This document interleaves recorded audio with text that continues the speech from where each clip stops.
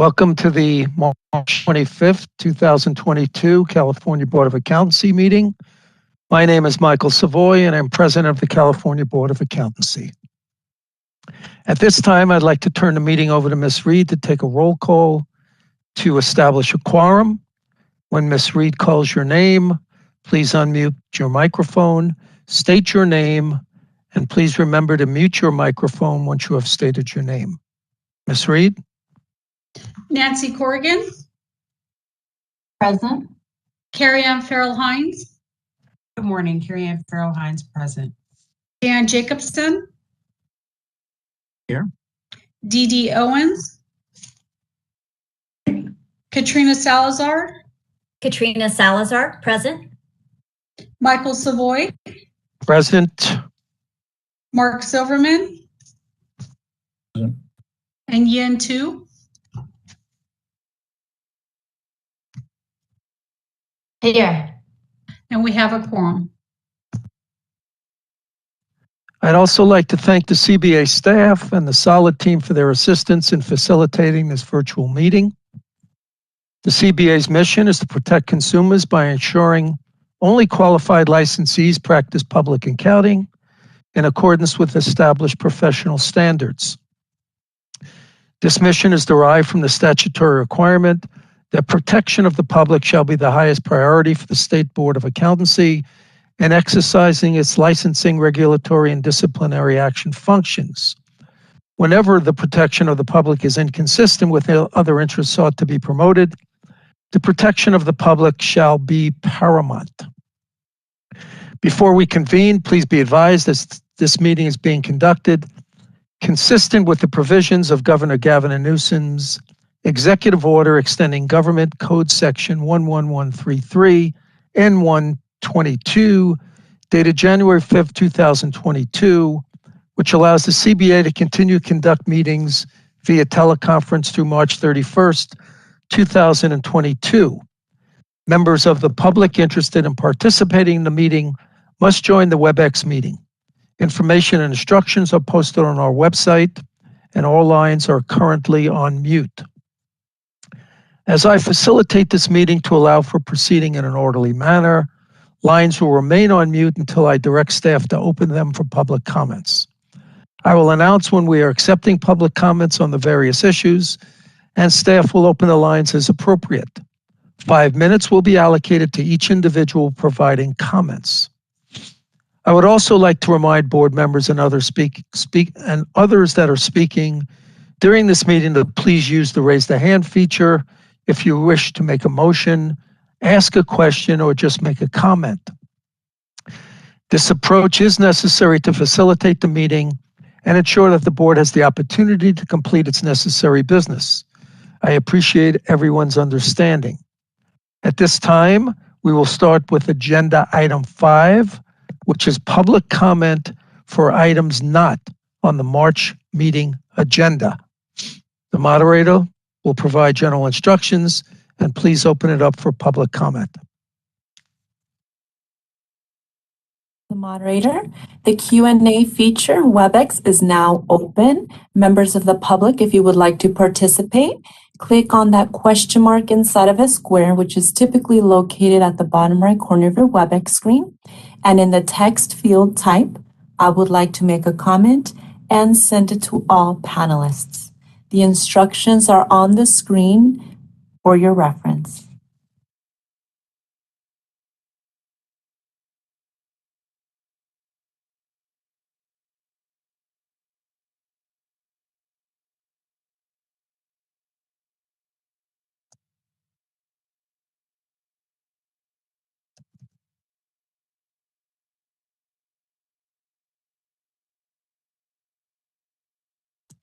Board President, no requests have been submitted. Would you like me to close the Q&A feature? Yes, please.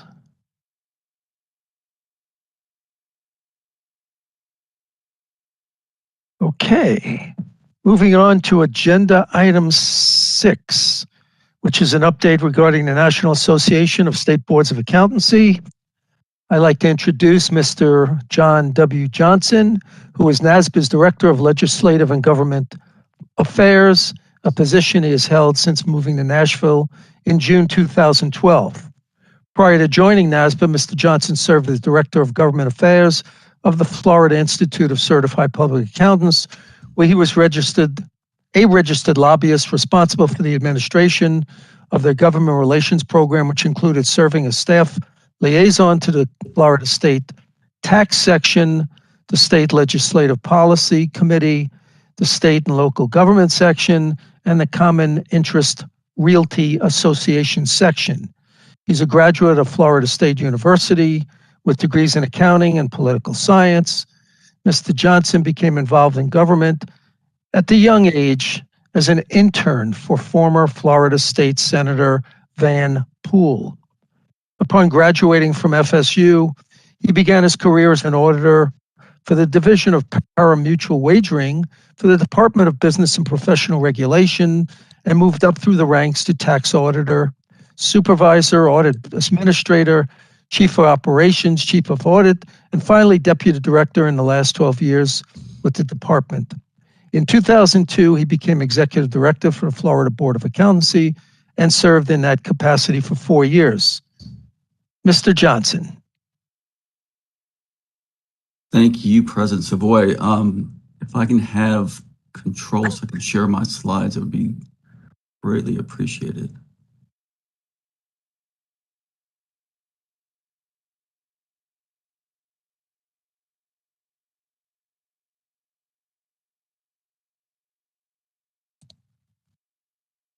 There we go, I think so.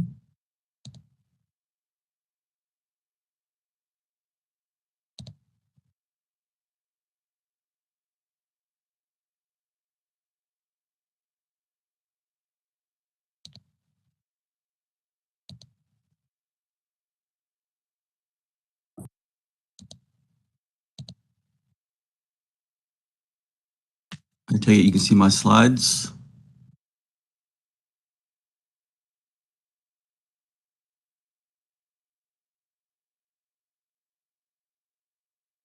Okay, good. And you can hear me. Well, once again, well, good morning and thank you, President Savoy, and the members of the California Board of Accountancy for the opportunity just to provide an update on several issues having an impact on the accounting profession. I'll start with CPA evolution and then transition over to the NASBA exam pipeline project.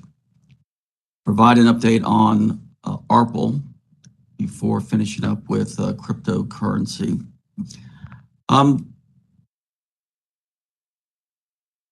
So when it comes to CPA evolution, we are, I think as you know, just under 2 years before the rollout of the new CPA exam officially launches, and all appears to be on schedule for that January 1, 2024 launch date. And as you know, NASBA and the ICPA have worked closely with all of our stakeholders right from the beginning of this project to develop the draft model that was released in 2019. The model was presented to the NASBA members at our regional and annual meetings in 2019. The model was also presented at a workshop at the AICPA's Fall Council in 2019. And the feedback received from the profession and all of our state boards was extremely positive. The model and implementation were then officially approved at NASBA's July 2020 Board of Directors meeting and also at the AICPA's 2020 Spring Council meeting, which is really when the broader outreach and engagement really began at that point. And so far, really through the combined efforts of NASBA and the AICPA, we have heard from over 4,000 stakeholders through discussion group presentations and feedback that really continues to be submitted on the feedback at evolutionofcpa.org website. NASBA alone has participated in over 50 presentations to various groups, which includes colleges and universities. We have the CPA review course providers, just to name a few. And as I said, we continue to work with the state boards and state societies to get information out all of the practitioners through their, their formats and newsletters and things to make sure that everybody is aware of what is going on with CPA evolution. So when it comes to colleges and universities being prepared for the transition of this new exam, there was a faculty survey conducted in March of 2021 to find out how familiar they were with CPA evolution. And so these results show that 75% of the faculty were familiar with the direction the profession was going in. And as you can see here, there was 31% said that they were very familiar, 44% said they were somewhat familiar. And if you fast forward 6 months in September of 2021, a follow-up survey showed that 95% of the faculty were either somewhat familiar or very familiar with CPA evolution and the new exam. And of that 95%, 66% said that they were very familiar. The survey also told us that these are really the top three places where they're hearing about CPA evolution. So we had 45% said attending presentations on CPA evolution from NASBA and the AICPA, 39% from the American Accounting Association, and 30% from state CPA societies. And so, as you can see by these surveys, it appears that the faculty seem to be plugged in to the changes that are coming with the new exam. When it comes to the changes being made to the exam with respect to structure and content, all applicants will be required to pass the 3 core sections of the exam, which pretty much align with the content that is currently being tested in audit, FAR, and reg. And with BEC going away, the 3 core sections will absorb some of that content from BEC into those 3 cores, as will some of the content within the 3 new disciplines will also be tested in the core sections, as these 3 core sections represent really the skills and the competencies that are needed for all new licensed CPAs to protect the public. So in addition to passing the 3 core sections, the exam candidate is also required to pass one of the 3 new discipline sections, which includes the first one is Information Systems and Controls, also shown here as ISC. This is a much broader than what's currently being tested now on the exam. It's adding much more technology, data analytics, IT audit, and cryptocurrency and the like are on this new section. Business analysis reporting, also referred to as BAR. This takes a deeper dive into the advanced accounting, including governmental. It also includes cost accounting, advanced data and analytics, and accounting research. And the third discipline is tax compliance planning, which takes a deeper dive into the areas of tax. And so, for example, this discipline now includes personal financial planning. And as you may know, there are more than 95,000 CPAs who provide financial planning services throughout the United States. And once again, these 3 disciplines are just taking a greater knowledge and skills of the candidate's focus area that they want to focus on. The exam sections can be taken in any order. And although we don't anticipate many, if any candidates taking their discipline sections first, there's always a possibility that if a candidate, for example, takes and passes reg, that candidate has a desire to be a career in tax practitioner, that they would in fact then go to the tax discipline before going back and taking the other sections of the core sections needed to be passed. And so the model curriculum, as I think you all know, was launched in June of 2021. There are over 1,500 educators who participated in that webinar. There were a sample curriculum was presented along with other aids to assist the educators as they navigate through these changes. And so this slide just shows you what is the directional thinking on what we believe will be the content for each of these disciplines, as the exam content, as you know, is determined through the practice analysis, which is currently taking place and almost complete.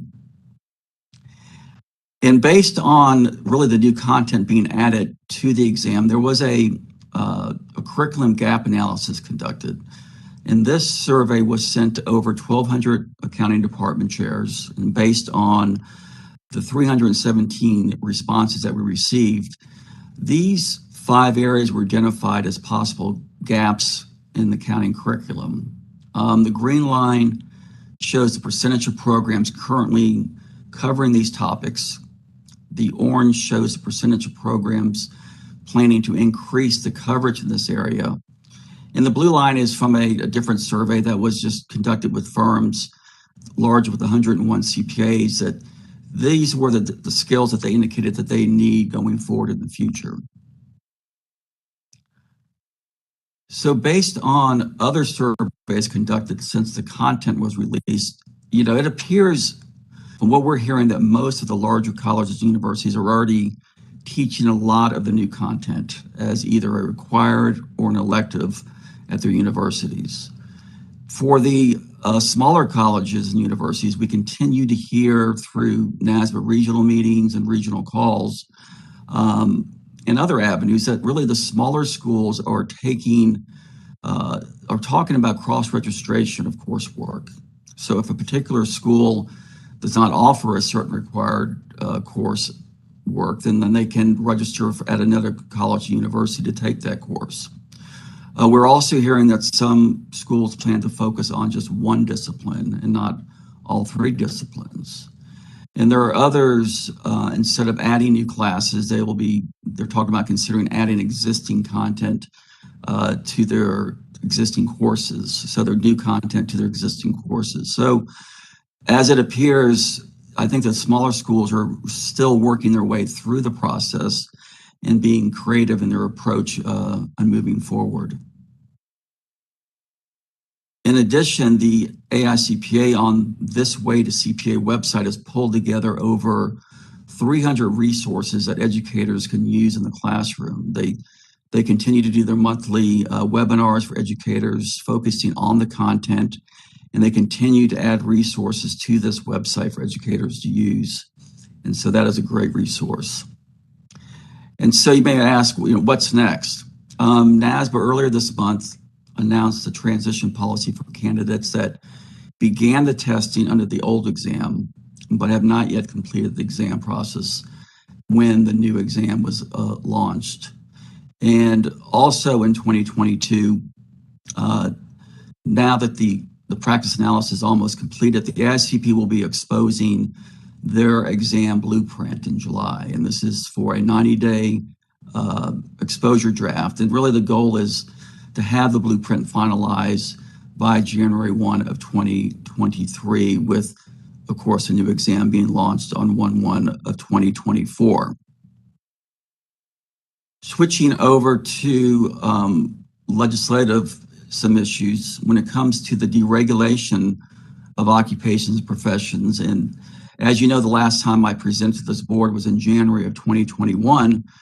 And so the Alliance for Responsible Professional Licensing was established as a way for the learned professions to educate policymakers on the importance of maintaining responsible regulatory oversight for highly technical professions such as accounting, and to help us push back against this one-size-fits-all deregulation legislation we've really seen over the last 5 years.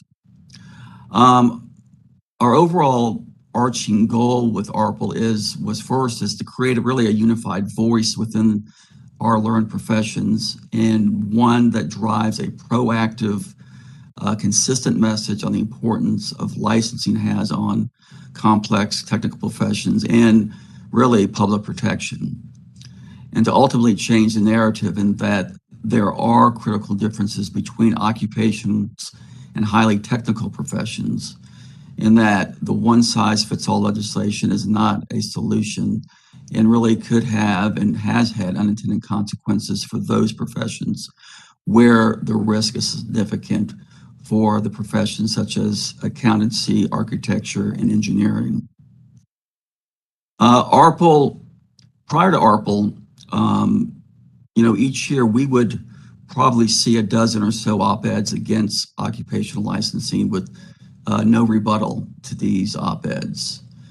I can tell you since ARPA, we have been very proactive in both national and state media outlets, targeting lawmakers and the public in the response to these negative op-eds, and also placing positive op-eds on the importance of occupational licensing for learned professions.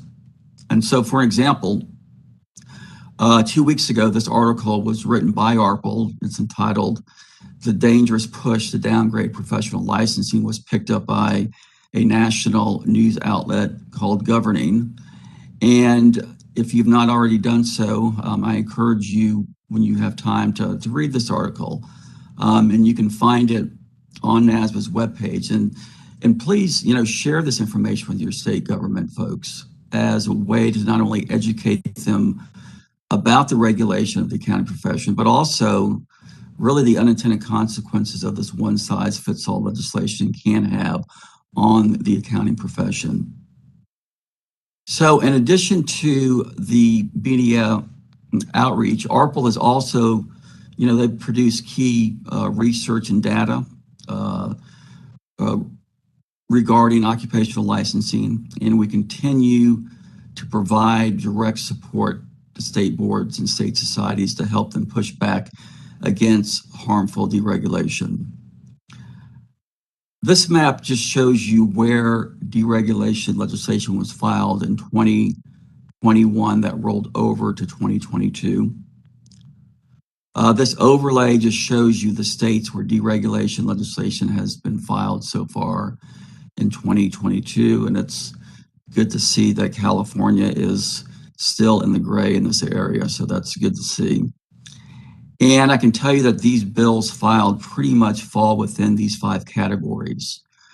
Criminal conviction, the least restrictive means needed to regulate, either the sunrise and sunset provisions that are in many statutes, universal licensure, and study commissions that are being talked about in order to look at the regulation of occupations and professions. Switching gears to talk about NASBA's exam pipeline project. And as some of you know, NASBA recently formed a task force. It's made up of internal staff to look at ways that NASBA can assist exam candidates through the process of the exam. And this includes candidates that have gone through NASBA's International Evaluation Services, which is a service that determines if someone's foreign education qualifications qualifies them to sit for the CPA exam. The task force also looking at individuals who are already in the exam pipeline that we have identified as dropout candidates. These are individuals that we have not heard from lately. And so, for example, NASBA has identified 9,000 candidates who completed their education outside the United States. Their education was verified as being in compliant by NASBA's International Evaluation Services, but for some reason they have not applied to sit for the CPA exam. And so those 9,000 individuals will be getting a survey next month in order to obtain as much information as possible on why they never applied to take the exam. Was it because of COVID, or perhaps it was the cost of the exam, or was it the work-family exam life balance issues? And so that will be going out next month. The second survey will be sent to those candidates that are already in the pipeline. They have at least applied to sit for the exam. Most of them, or a lot of them, have at least taken at least one section of the exam, but for some reason, we have not heard from them lately. And so that survey is also scheduled to go out sometime at the end of next month. And so the goal is really to get as much information as possible to see if there's anything that we can do moving forward to assist them. Once that information is collected, the task force, they'll put their reports, their findings in a report, and that report will be presented at the regional meetings in June of 2022. The task force is also in the process of identifying and implementing proactive outreach to candidates that have an open notice to test that's about to expire. And we can see that the candidate has not yet scheduled to taking a section of the exam, or maybe they're going to lose a credit on the exam because of the 18-month rolling rule. And so NASWA will begin proactively reaching out to these candidates to encourage them to take the exam so that they don't miss the expiration of their NTS or lose credit. And so the task force is working very diligently. They're also working very closely with the AICPA and Prometric on other ideas that will be talked about at the upcoming regional meetings in June of 2022. Finally, when it comes to cryptocurrency in the profession, we continue to monitor what various committees are doing with respect to ethics and accounting standards. And so, for example, I do know that the AICPA's Professional Ethics Executive Committee, PEAK, at their February meeting this year, announced that they will be appointing a task force to conduct fact-finding to determine how the independence guidance should be applied to digital assets. And so this is one example of what we're seeing. But at this time, I don't have any other information to share with you on cryptocurrency, but we do continue to monitor that and get that information out to our state boards when we see things that come up. And with that, President Savoy, I'll turn it back over to you for any questions that your folks might have. Thank you for that great presentation. Anybody have any questions of Mr. Johnson? Mr. Jacobson? Thank you, Michael. So, if I may, please, I want to, both as an exemplar and substantive reasons, question a little bit about the electronic aspects that I forget what the acronym was that you used, but the electronic aspects of your presentation. Mm-hmm. Is the idea that accounting is moving into and please understand that I'm a public member. I'm an attorney. I know how to read legislation. I don't know how to be an accountant. Is the idea that accounting is moving into understanding the security parameters, and a computer consultant would tell the accountant, well, here are the different levels? Or is the idea that accountants would know, like, the binary language of computers and the intricacies of chips, and more of an engineering thing?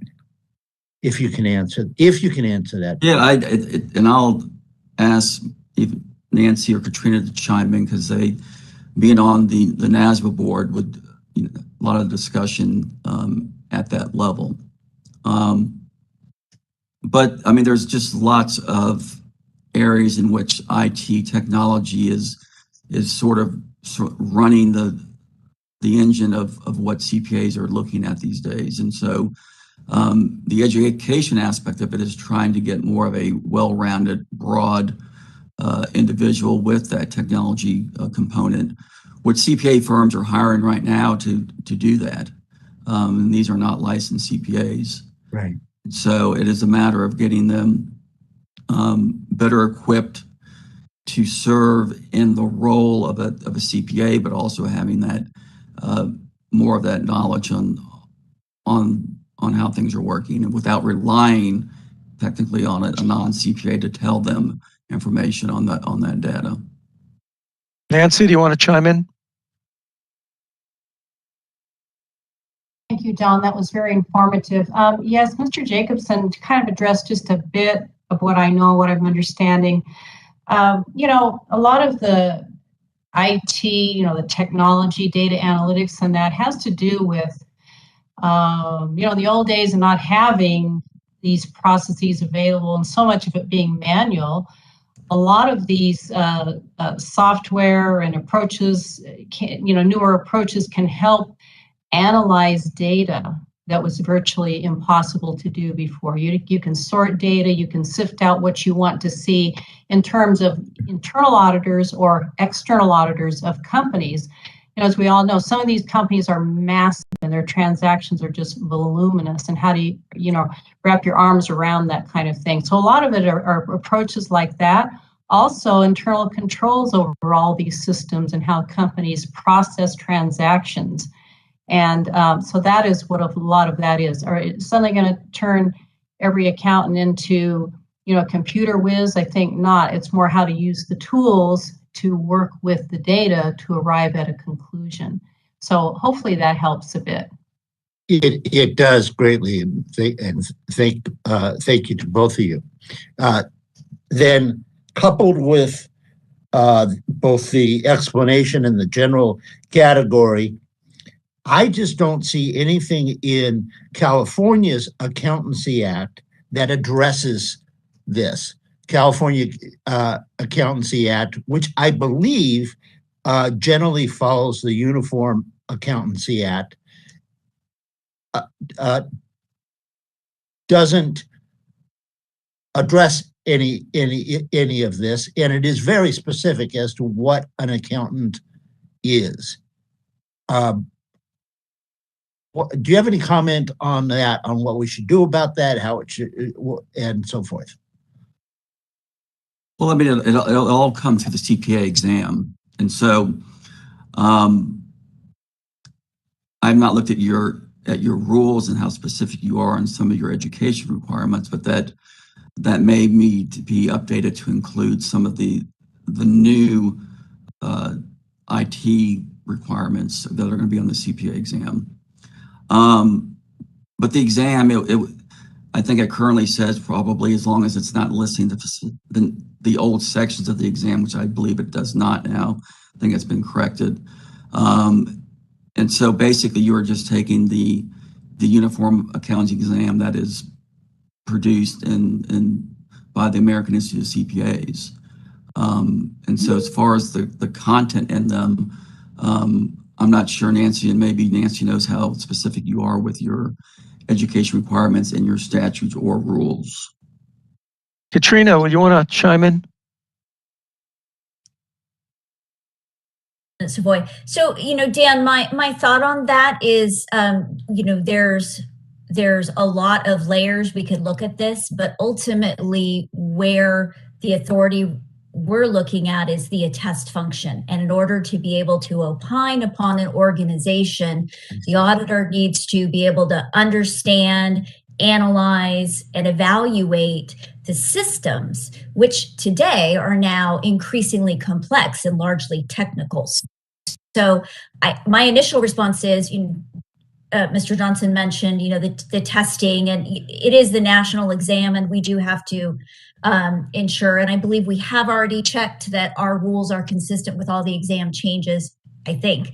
But this is really an attest function from my opinion, and so I think we're covered in that regard. Maybe Nancy and our staff have a different take on it, but as the environment changes, in order to do the same function, it requires changing knowledge within the organization. And right now it's often outsourced, but adds a lot of value when it's actually part of the education of the accountant who is also doing the work and rendering the opinion. So that's a few comments, and I'm happy to sit back and listen to the rest of it. Thanks.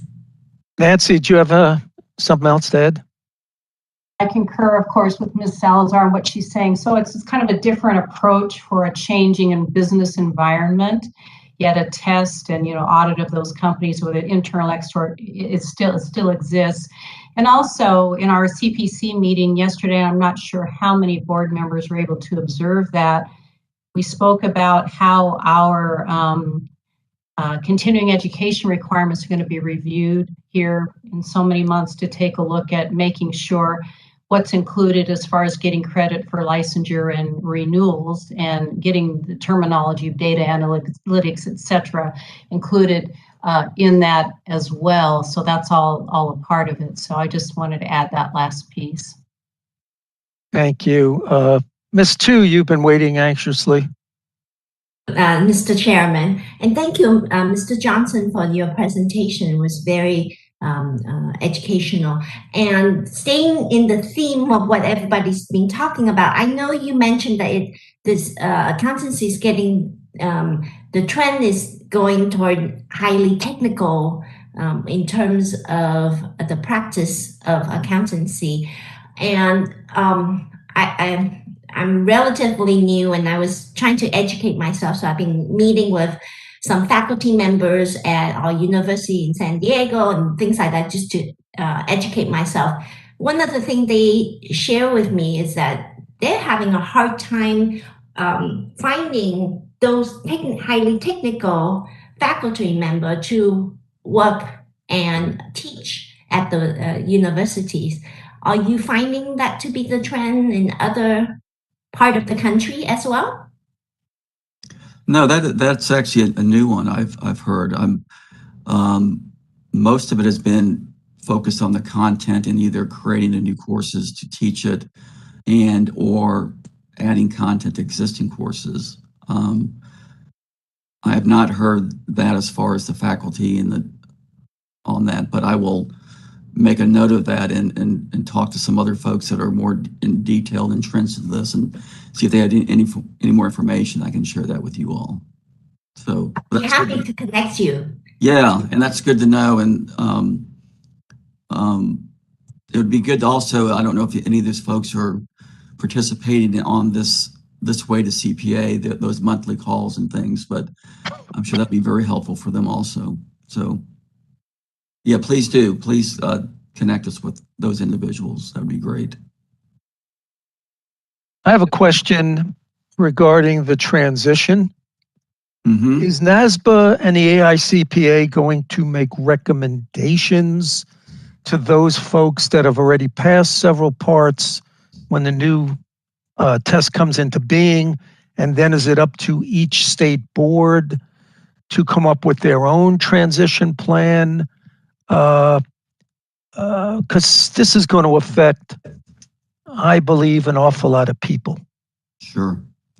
Well, it's my understanding, and Patty can chime in here too, because I think she's been on the monthly calls with the executive directors. It's my understanding with BEC going away and that being absorbed in other areas, that, for example, if somebody has already passed BEC before the transition over, that BEC will count for one of the disciplines. And so they would have met the requirement for the discipline. The other cores are fairly equally lined up, and so they would just then proceed as normal, taking those other three sections, whatever they haven't passed.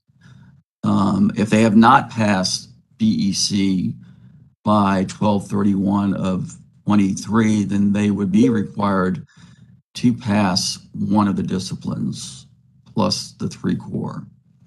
I think there's probably discussions amongst executive directors on, and really internally here about the 18-month rolling window, to extend it to a certain category of individuals that, depending where they are in the process, just because of the exam changing. And so I think those discussions are currently being batted around on what's best for the candidate and what's fair for the candidate. I think fair is the optimum word. Yeah. Nancy, do you have anything else to add? I'll report a little bit later, but pertinent here. The computer-based test administration committee, which I chair, has had several presentations, of course, NASBA, AICPA, Prometric, and also joint meetings with the executive directors committee, working on transition items and issues such as you're asking, President Savoy, to try to smooth that end in a sense of fairness. So, and definitely none of that is public information just yet, but it will be very soon, and releasing information to state boards as to what they recommend would work best to make all of that happen. I mean, it's a bit gnarly in trying to work out those various timeframes, and that's kind of what is in process right now. I believe the dates and things you mentioned, Mr. Johnson, are correct. It's what I'm understanding, but that's all in the works right now. Thank you. Thanks, Nancy. Last comment, because we do need to move along, Mr. Jacobson. Thank you very much, Michael. And thank you all for the explanations. Katrina, I thought your explanation to me was wonderful, and Mr. Johnson, you have just an excellent presentation. I want to make sure that the test doesn't get over its skis and go beyond what the law says an accountant should do. So I recommend that staff and the board look out for that and make sure that if there is something that is going to go beyond what the specific areas, the specific definition of accountant is, that we talk to legislators about it. Thank you very much. And again, Mr. Johnson, it was a wonderful presentation, and I thank you. Thank you, Mr. Jacobson. Thank you, Mr. Johnson. I'm sure we'll be hearing from you again in the near future before this all takes place. But thank you for this excellent presentation. Nice to see you again. Good seeing you all. Have a good weekend, and thank you. Thank you.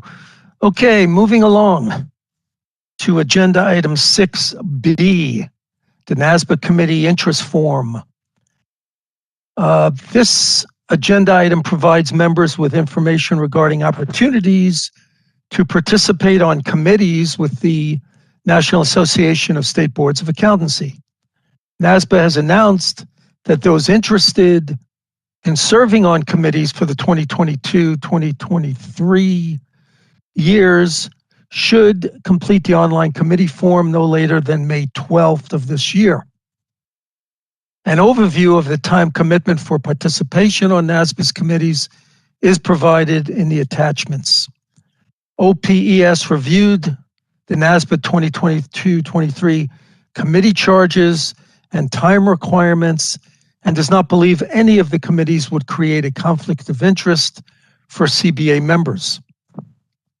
Please note that any board member that is currently serving on a NASBA committee for 2021-2022 committee year would like to continue serving on that committee will need to reapply for the new committee year.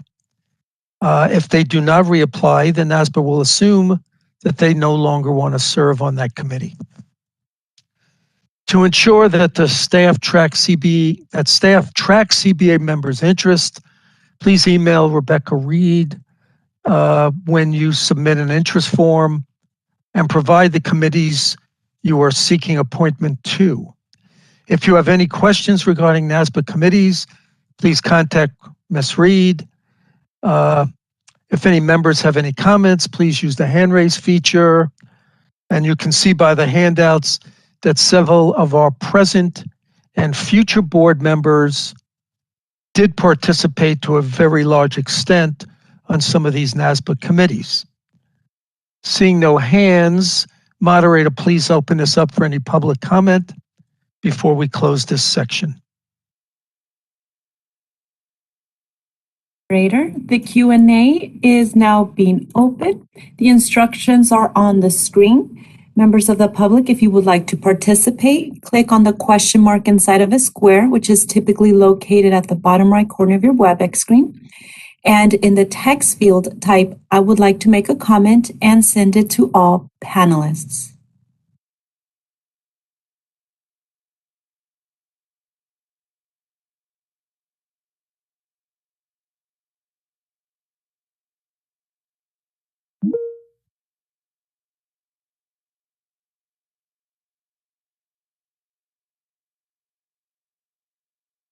Board President, no requests have been submitted. Would you like me to close the Q&A feature? Yes, please. Thank you.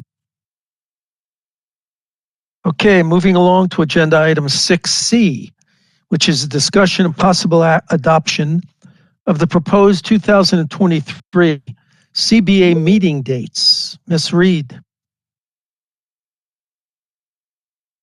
Good morning. Agenda item 6C provides members with a list of the proposed 2023 CBA meeting dates. Staff have selected the meeting dates to avoid major and religious holidays. Staff also reached out to NASBA regarding their tentative 2023 meeting dates to avoid overlapping meetings to the extent possible. For your reference, attached is the 2023 calendar that reflects the proposed dates. Please note, Governor Gavin Newsom's Executive Order N-122 presently waives the requirement to meet once each in Northern and Southern California. This or future executive orders and changes to the Bagley-Keene Open Meeting Act may impact the format and location of meetings. Meeting locations will be made at a later date. The CBA may choose to make a motion to adopt or modify the proposed meeting dates and locations. And at this time, I would like to turn it back over to President Savoy to request a motion and open it up for public comment. Thank you. Do I have a motion?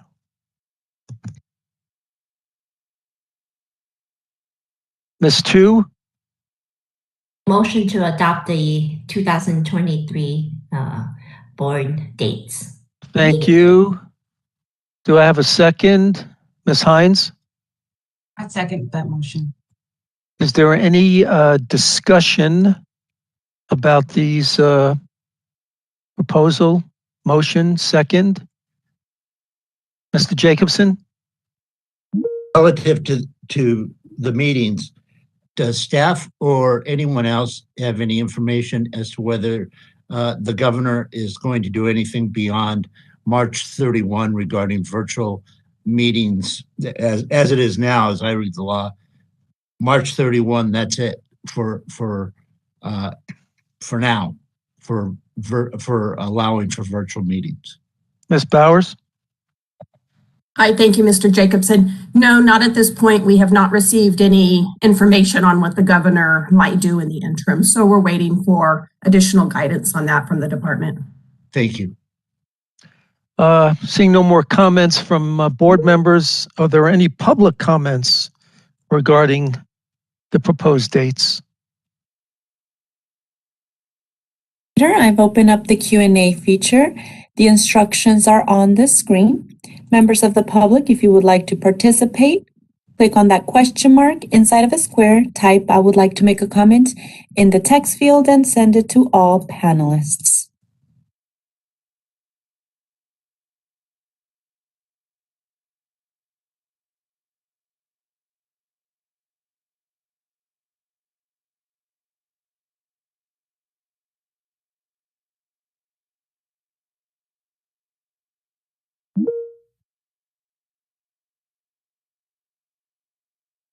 Board President, no requests have been submitted. Would you like me to close the Q&A feature? Yes, thank you. Thank you. Also, seeing no more comments, can we please call for a vote? Nancy Corrigan? Carrie Ann Farrell Hines? Yes. Dan Jacobson? Dee Dee Owens? Yes. Katrina Salazar? Michael Savoy?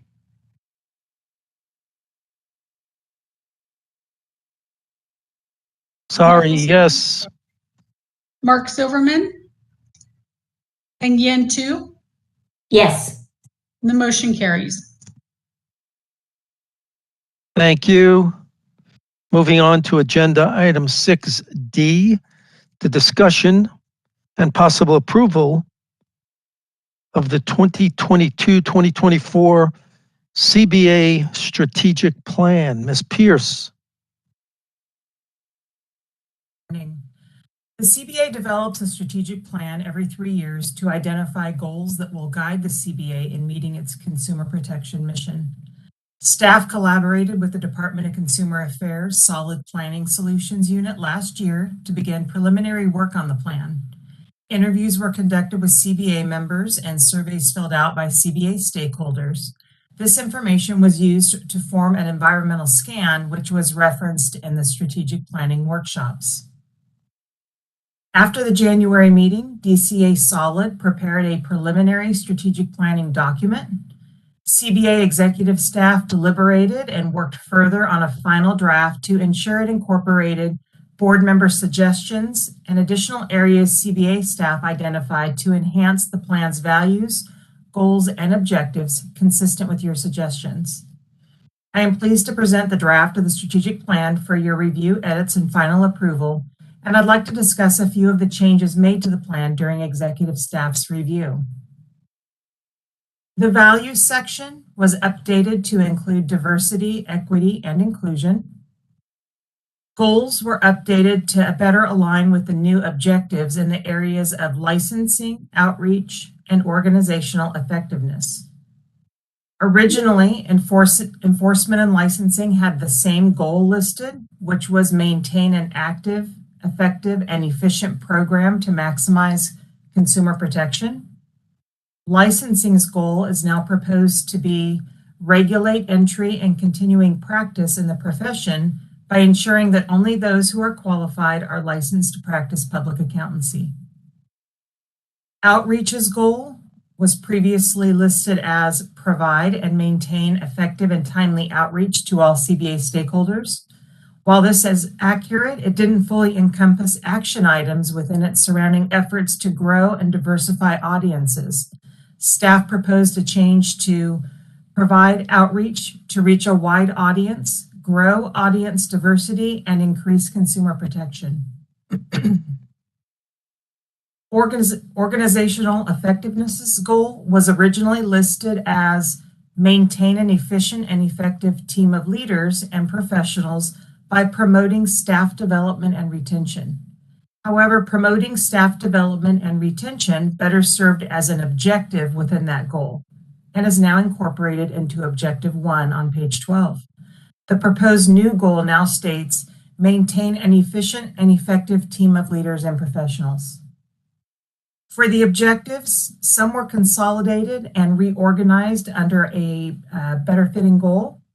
Some member suggestions from the strategic planning sessions aligned with more detailed action items that staff would undertake within the umbrella of a larger objective. With that in mind, some of the board members' suggested objectives will be included in the project plans for implementation of our strategic plan, or that are already identified in the 2022 Communications and Outreach Plan. And I want to highlight just some of the revisions.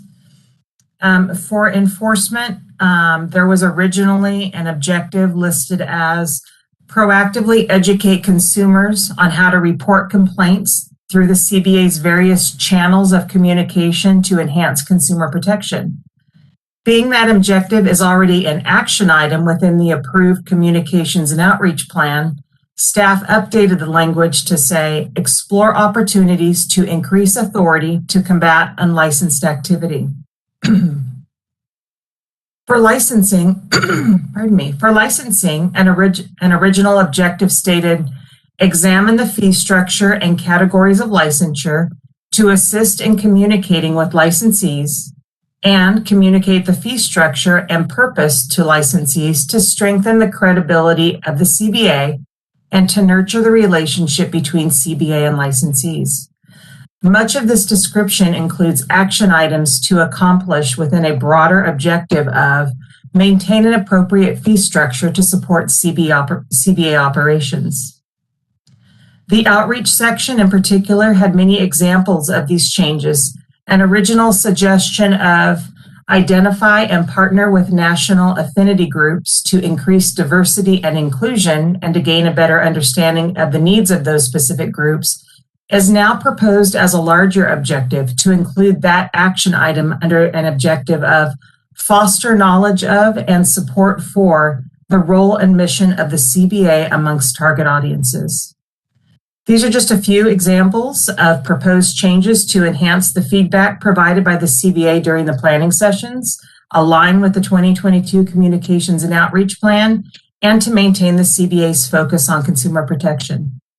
That concludes my presentation on this agenda item. I'll now turn it back over to President Savoy, but I'm also happy to answer any questions that members may have. Thank you. Hopefully everybody's had a chance to look at this. I think we're going to be asked at this point to approve the draft of the strategic plan and or recommend any changes.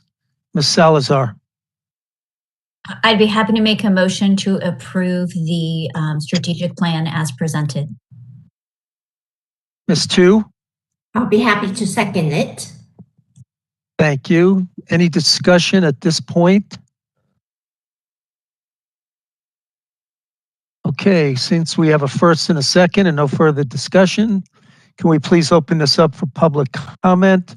And also at this time, since I neglected to do this, if there's any public comment regarding the presentation by Mr. Johnson of NASBA. I've opened up the Q&A feature. Members of the public, the instructions are on the screen. If you would like to participate, click on that question mark inside of a square, type "I would like to make a comment" in the text field, and then click on send all to all panelists.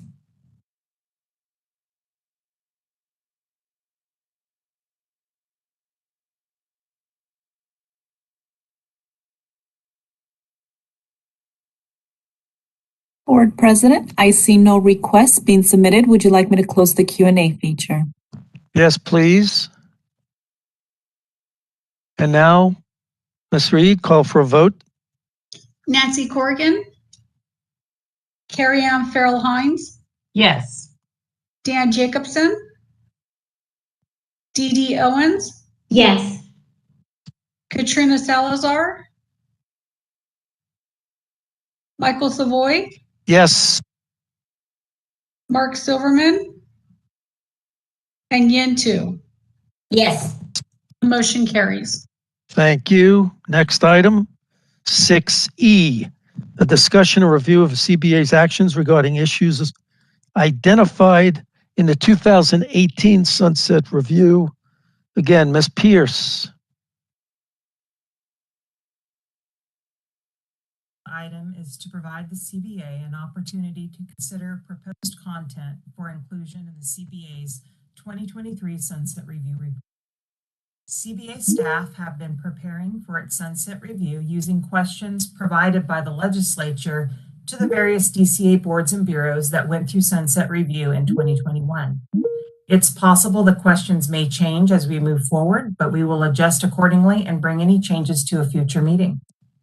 Additionally, Senator Roth, chair of the Senate Business Professions and Economic Development Committee, one of two committees that conduct the joint legislative Sunset Review process, introduced Senate Bill 1443, which proposes to extend the CBA's Sunset Review date from 2024 to 2025.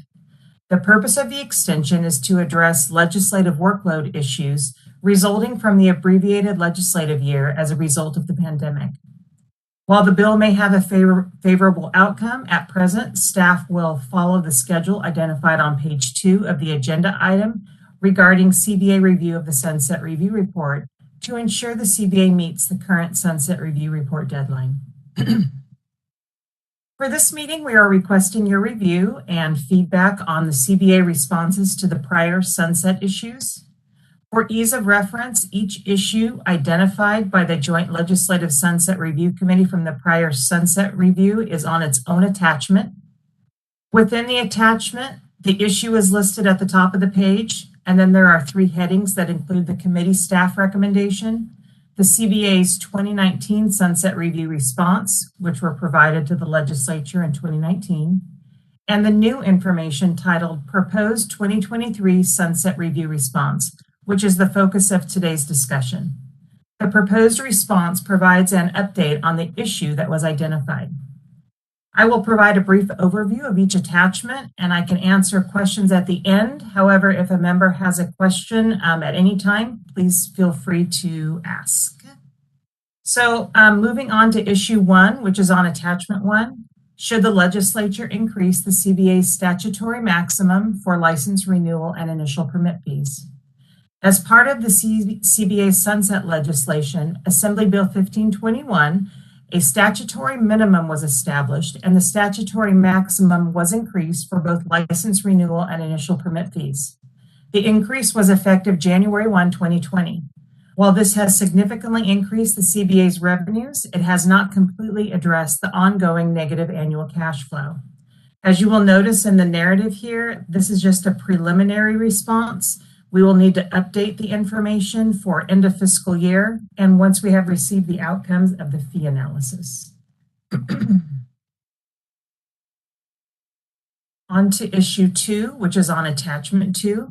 Should the CBA be allowed to consider certain applicants' past actions as grounds for the denial of an application for CPA licensure? In 2018, Governor Brown approved Assembly Bill 2138, which amended the Business and Professions Code relating to licensing professions and vocations by boards within DCA, effective July 1, 2020. Specifically, AB 2138 impacted a board's authority to deny, revoke, or suspend a license on the basis of a criminal conviction or professional misconduct. The CBA requested 2 carve-outs as it related to the new provisions. As noted on page 3 of the attachment, when the legislature extended the CBA sunset date with the passage of AB 1521, the legislature added Business and Professions Code section 5100.2, which created the 2 requested carve-outs following the changes resulting from the passage of AB 2138. The 2 carve-outs are identified on page 3 as items 1 and 2.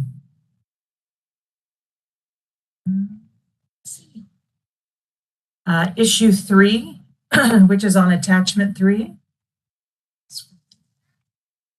The CBA lacks automation and online services, which has impacted processing timeframes and its level of customer service. Does the board have a plan to address this issue? As noted in our proposed response, the CBA continues to work closely with DCA on its business modernization project to achieve its goal of creating a more efficient and automated licensing and enforcement process for consumers, applicants, licensees, and other stakeholders. The proposed response identifies our successes to date and will be updated with additional modernization projects as they are completed. On to issue 4, which is on attachment 4. Excuse me, the CBA is seeking to automate the delivery of its update newsletter to reduce its environmental impact and lower costs. As noted in the proposed response, the CBA transitioned to an electronic distribution of update in spring 2020. The transition has been smooth and there have been significant cost savings. And we will update the various budgetary information with end of fiscal year information in addition to the volume of hits that are received on the update publication. Moving to issue number 5 on attachment 5. To enhance its communication capabilities, the CBA is seeking authority to require its licensees to provide an email address.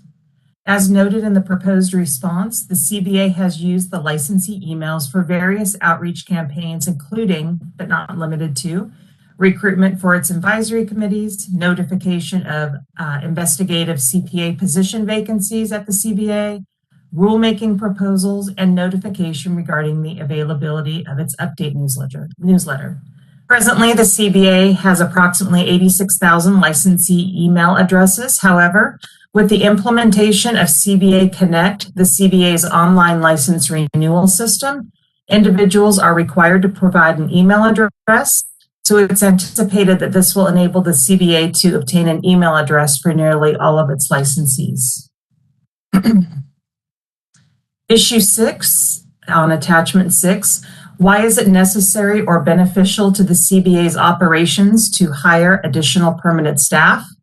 As noted in the proposed response, in fiscal year 2019-20, the CBA received 10 full-time positions which replaced all temporary positions that were addressing ongoing workload. The additional permanent staff had a positive impact on the workload and contributed to the CBA attaining and maintaining processing timeframes well below its goal of 30 days for CPA examination and CPA licensure applicants.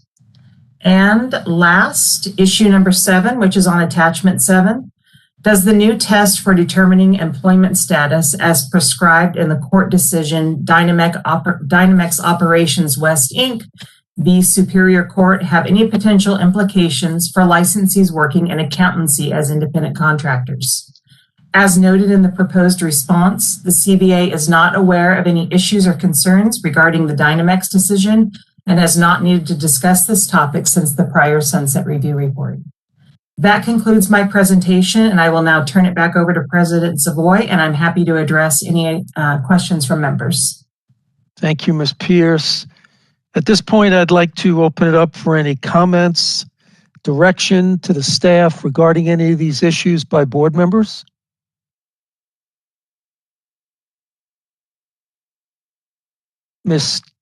No, I don't see any. Can we open it up for public comments regarding this presentation? This is the moderator. I've opened up the Q&A. Members of the public, the instructions are on the screen. If you would like to participate, click on the question mark inside of the square and type, "I would like to make a comment" in the text field and send it to all panelists.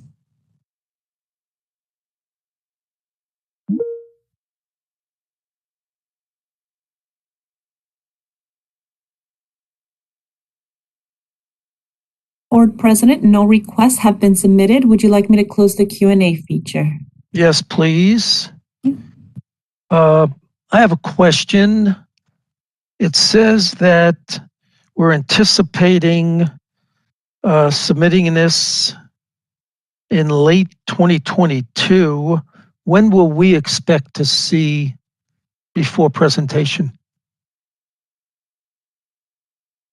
Thank you, President Savoy. We anticipate having a final an initial draft of the entire report provided to the board in September, and then an additional presentation at the November meeting to address any edits or recommendations. So the board will have 2 meetings to have any final review and provide comments to staff. Thank you. Great report. I look forward to it. I've obviously been through many Sunset reviews. We always come out shining like a star. Thank you. Okay, at this point, let's move on to 6F.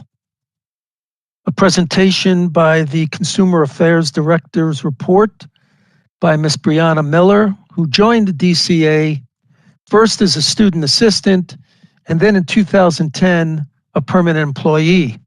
Since then, she's served in several capacities at the Department of Consumer Affairs, including working in both the board and a bureau, serving as a DCA Policy Review Committee coordinator, a strategic planner and facilitator, and as the program manager for Landscape Architects Technical Committee.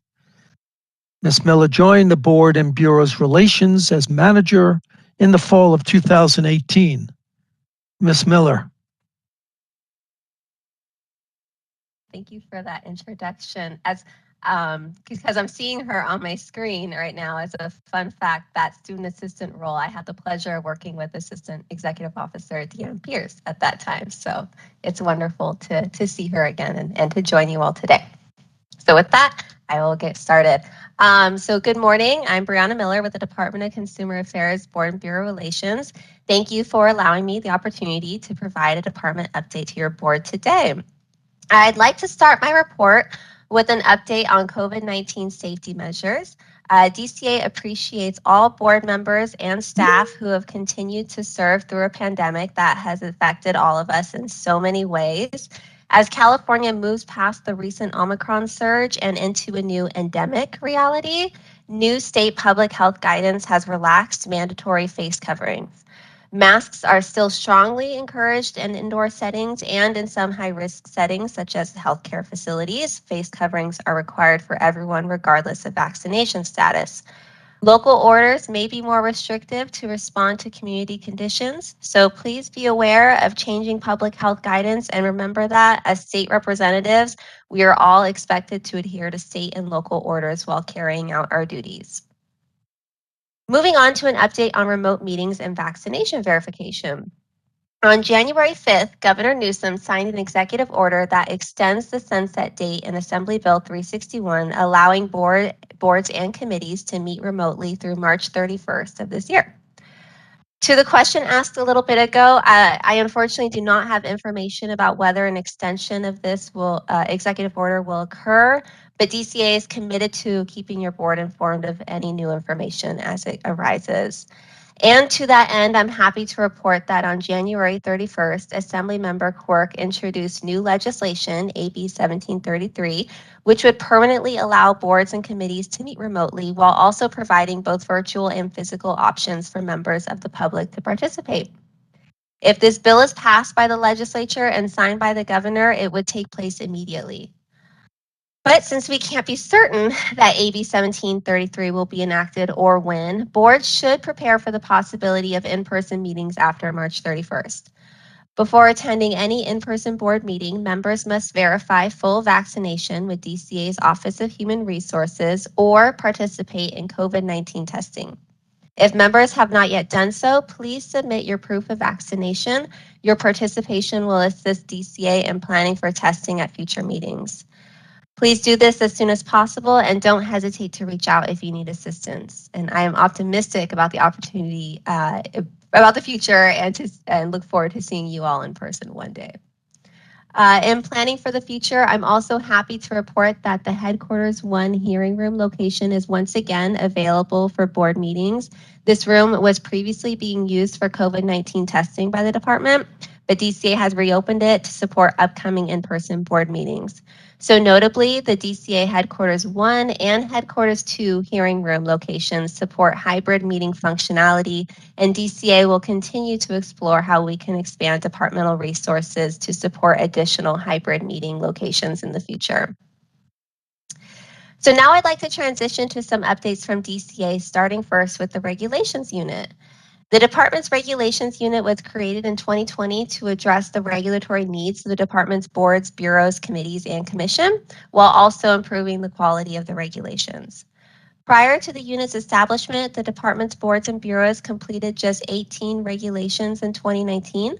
But after the unit was established, it delivered immediate results. The department more than tripled the number of regulations it completed in 2020 and 2021. And unlike prior years, none of the regulations were rejected by the State Office of Administrative Law. The unit, now in its third year, will continue to build on the success of the first 2 years and anticipates completing even more regulations this year. This unit has created new management tools that will continue to improve the process and help track from start to finish every regulation that will be completed this year so that there's complete transparency in the process. The department is looking forward to working with your board on another productive regulatory year. Next, an update on DCA's Enlightened Licensing Project. This work group was formed in 2020 to utilize licensing subject matter experts within the entire DCA. The group's purpose is to help individual boards and bureaus streamline and make their licensing processes more effective and efficient by utilizing best practices, information technology, and cost-saving measures. The first deep dive, which was conducted for the Board of Registered Nursing, has completed, and we anticipate that a report will be released very soon with recommendations that can be used by all boards and bureaus to improve their processes. And after the successful first round, the work group will soon begin directly assisting another board or bureau. And next, I'd like to introduce DCA's new Compliance and Equity Officer. As DCA looks toward the future, Director Kirkmeyer continues to lead the department towards continual improvement and excellent service. DCA is pleased to announce that Tanya Corcoran began serving as the department's first Compliance and Equity Officer this month on March 2nd. Ms. Corcoran brings years of hands-on experience with DCA's boards and bureaus to this new position, most recently having served as the Chief Deputy Registrar at the Contractor State License Board. This new position will oversee DCA's solid training and planning services, organizational improvement office, equal employment opportunity office, and the internal audits office. Bringing these offices together under Ms. Corcoran's experienced leadership will be a tremendous benefit, allowing DCA to better identify and analyze emerging issues department-wide and provide timely services to our divisions, boards, and bureaus. And finally, a reminder about required board member trainings in Form 700. And that reminder is, well, you as board members have training and reporting requirements. Speaking specifically to the Form 700 requirement, each year members are required by law to file a Form 700 before the April 1st deadlines or unfortunately face penalties from the FPPC. Some of you may have seen my reminder emails, and we appreciate your efforts to file early. And as there are still a few who have not yet done so, please know that Board and Bureau Relations is happy to assist you in any way that we can to help you meet this filing deadline. There also is available for assistance DCA's filing officer and legal counsel, and I'm happy to direct you as needed. So that concludes my presentation. As always, Board and Bureau Relations is here to help. And if there's anything we can do to assist your board, please do not hesitate to reach out to us. Thank you, and I'll hand it back over to President Savoy. Thank you, Ms. Miller. Is there any questions or comments from Mr. Jacobson? Thank you, Ms. Miller. My question deals with meeting rooms 1 and 2, of which I'm not familiar. Mm-hmm. Are they good for ventilation and big? Yeah, yes, they are pretty large hearing rooms, and those are at DCA's 2 locations in the Natomas area. So those, as I mentioned, have hybrid meeting functionality. So for our boards that are looking to look into those options for the next phase of meetings going back into in person. Those are available options to our boards. Thank you. Yes.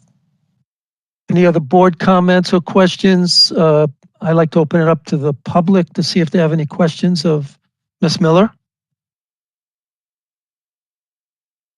I've opened up the Q&A feature in WebEx. Members of the public, if you would like to participate, click on the question mark inside of a square, then type "I would like to make a comment" in the text field and send it to all panelists. The instructions are on the screen for your reference.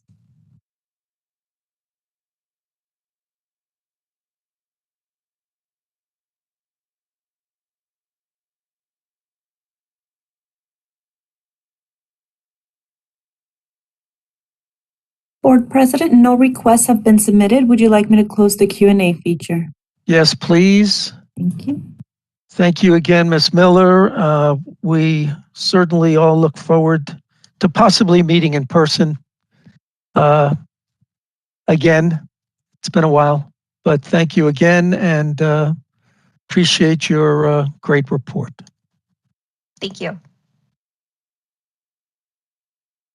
All right, since we're fairly ahead of schedule, let's continue going along before we take our morning break. Now we have item number 7, report of the Vice President regarding recommendations for appointment or reappointments to the Qualifications Committee.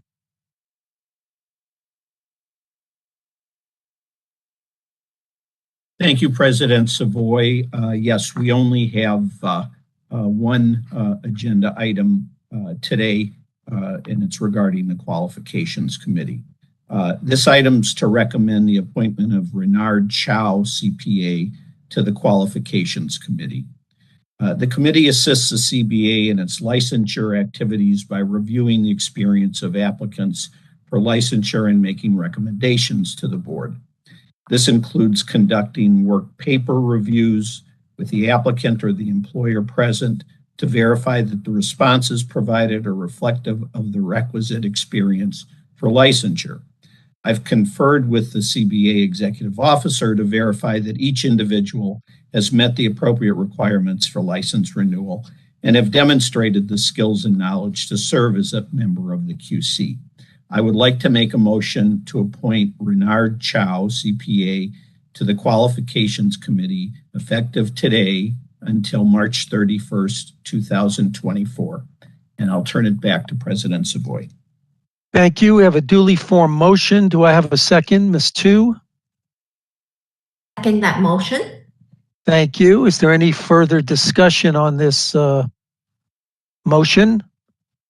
Hearing none, can we open it up to see if there's any public comment before we take a vote? This is the moderator. The Q&A is now open. The instructions will be on your screen shortly. If you would like to participate, click on that question mark icon, type "I would like to make a comment," and send it to all panelists.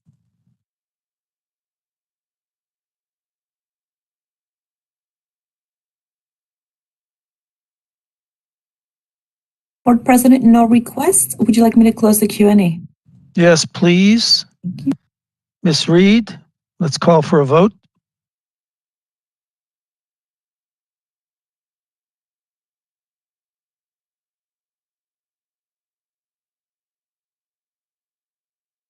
Corrigan, Yes. Carrie Ann Farrell Hines, Dan Jacobson, Yes. Dee Dee Owens, Katrina Salazar, Yes. Michael Savoy, Mark Silverman, Yes. and Yen Tu. The motion carries. Thank you. Moving ahead to item 8, a discussion of the fiscal year 2021-2022 mid-year financial statement from our distinguished Secretary Treasurer, Ms. Salazar. President Savoy, for that. Provided in the packet for our members as well as the public is a review of the mid-year financial report. So that is 6 months of operations, which brings us halfway through the 21-22 fiscal year. You may notice that the Board of Accountancy budget authority for the year is now set at $18,077,000. So this budget number reflects the restoration of staff compensation, adjustments to the DCA pro rata expense line, and the mandatory 5% reduction in operating expenses, which many of you will recall discussing previously. As noted on page 2, the actual expenditures and encumbrances as of December 31st, 2021 were over $9.4 million and represent 52% of the CBA budget. So just about half, which is, as board members, what you would hope for halfway through the year. So based upon the actual expenditures for these 6 months, the current projection is that the Board of Accountancy will end the fiscal year with a budget surplus of 6.83%. So thank you to the team at CBA for all the hard work with these numbers. Breaking it down a little further, we've got some things to call out, and that is enforcement expenditures. So through this 6-month period, it totaled just over $394,000, but those are projected to reach over $700,000 by year end. So just a reminder that those expenses continue with those operations. Revenue through the 6 months was approximately $9.2 million. So that's an increase of approximately 2.2% over the same period last year. And if you look at numbers, revenue projections through the end of the year are just going to be over 17.6 million, and that excludes the reimbursements. So those reimbursements were $112,000 as well. One of the items that our board continues to watch and discuss is the fund condition. So you may remember this has been an issue with sunset review discussion. So that item is on page 7. And the current projection is that the Board of Accountancy will end our current fiscal year with 7.7 months in reserve. Everyone is curious to get updated about the $10 million loan to the general fund, and you'll notice that that's displayed under the transfer to other funds, and the impact is shown in the months in reserves at the end of the 21-22 year and beyond. So current expectations are that that will be repaid in fiscal year 23-24.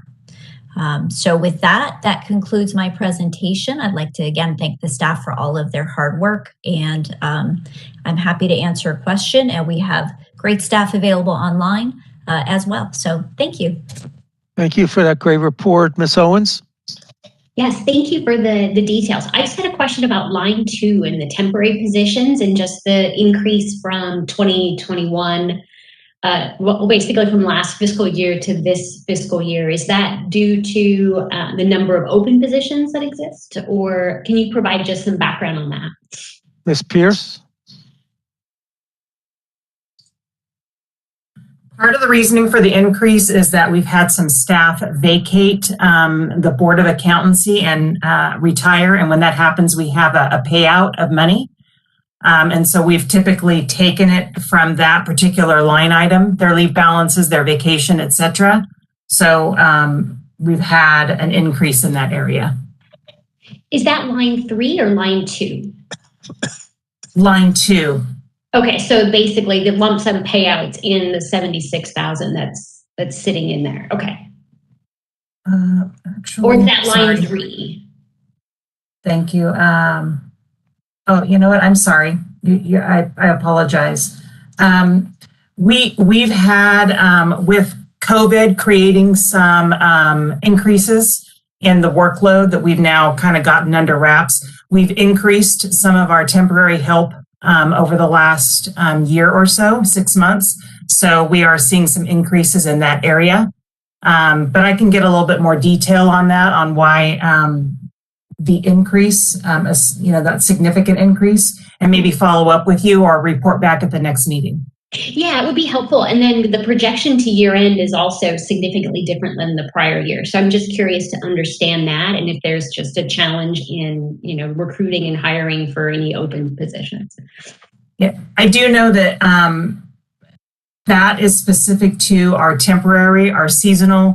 We also have some limited term positions. We have some positions that we call in the blanket that we're paying out because of, like, for example, we have one of our staff member who is working focused on business modernization, and we backfilled behind her.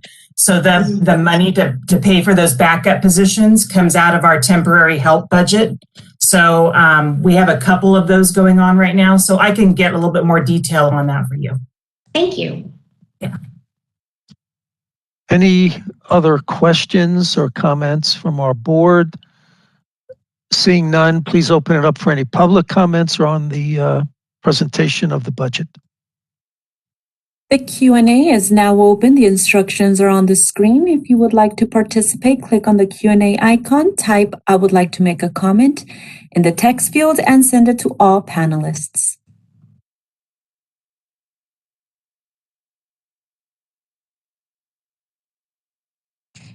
No requests have been submitted. Would you like me to close the Q&A? Yes, please.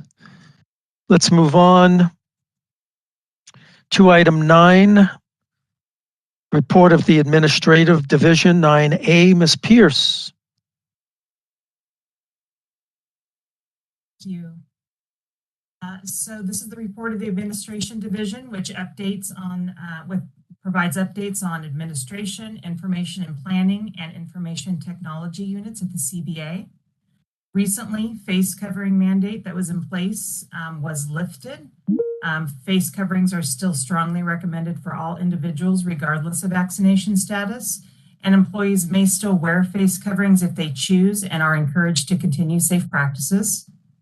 Legislation has been introduced to extend the CBA sunset review date by 1 year from 2024 to 2025. As discussed in item 6E, staff has begun the preparation of the report to be ready in the event the legislation does not pass. The Office of Administrative Law has approved the practice privilege notification form rulemaking package, and the changes will go into effect on April 1, 2022. In staffing updates, the CBA has hired a new staff services manager in the enforcement division. There is also a new opening for an investigative CPA, bringing the total investigative CPA accountant positions vacancies to 3. Staff worked on the stakeholder feedback survey, including new and revised questions and increased mentions in our social media posts, in the update newsletter, and will be more prominently displayed on our new CBA website that's coming up in the next couple of months. And staff continue its progress on the business modernization pilot project with the CBA Connect online license renewal system scheduled to launch in April and an online complaint form launching in May. And that concludes my report. I'll turn it back to President Savoy, but I'm happy to answer any questions members may have. Thank you, Ms. Pierce. Any board member questions? Mr. Jacobson. Thank you. And if this is not the appropriate place to ask this, if someone could tell me what it is, I'd appreciate it. But as this is administration, I want to say that I think I speak for everyone that to say to Patty that we're very sorry to see you go and very happy that you're able to fulfill yourself and retire. On that, my question to staff and to Helen is, what, if any, role does the board have in retaining a not that a replacement is possible, but a replacement for Patty?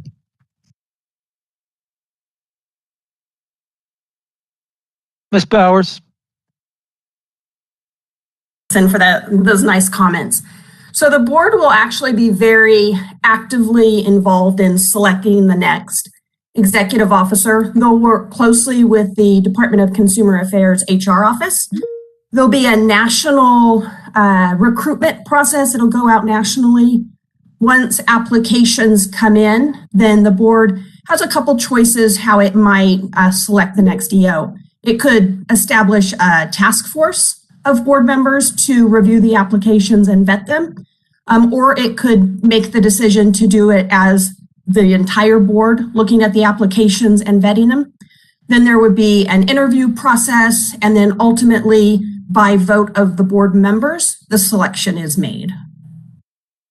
And that recruitment will start in around January or so of next year, and that will give the board ample time between January and August to make that final selection.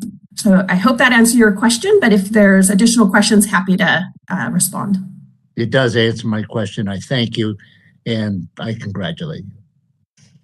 Ms. Salazar. Thank you. I second the congratulations. I do have a question for Ms. Pierce.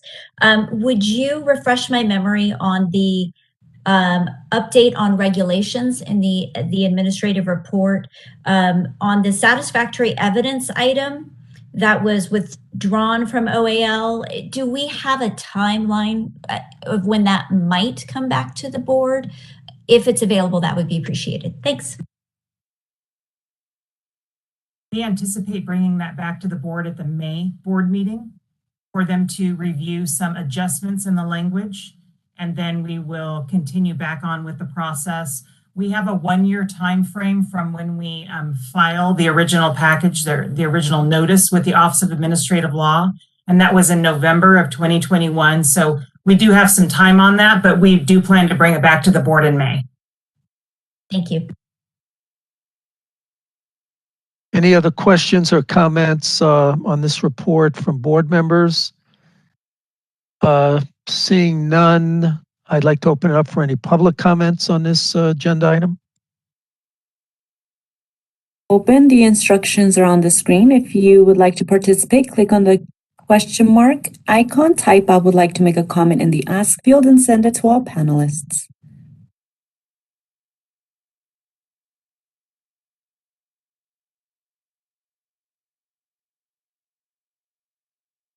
Board President, no requests have been submitted. Would you like me to close the Q&A? Yes, thank you. Moving ahead to item 9B, an update on the California Board of Accountancy's communications and outreach by Mr. Ibarra. Thank you, President Savoy and members of the board. I'm Patrick Ibarra, Information and Planning Officer with CBA, and I will be presenting on the Communications and Outreach Report. CBA has produced 2 more episodes of the Accounting for California podcast since the January CBA meeting. One discussed the topic of license renewal with CBA License Renewal and Continuing Competency Unit Manager Sarah Benedict, and the other focused on the early exam entry changes brought about from Assembly Bill 298, the CBA-sponsored legislation from last year. These CBA podcasts allow interested parties to go in-depth into topics to gain a broader knowledge of the subject than they would from just a quick social media post or an article in a newsletter. Future episodes are currently being planned. The CBA participated in 2 outreach events over the winter, with another scheduled for April. President Savoy spoke to the Rotary Club of Signal Hill over Zoom at the beginning of March. He discussed consumer-related topics such as license verification, finding enforcement actions taken against a CPA or firm, and provided tips on how to choose the right CPA. Don't worry, President Savoy, there's no recording to broadcast here today. In January, CBA Assistant Executive Officer Deanne Pierce spoke at the California Society of CPAs 2022 California Legislative Summit event, where she had a Q&A session facilitated by Jason Fox of Cal CPA and was able to share CBA priorities for the new year and answer attendee questions.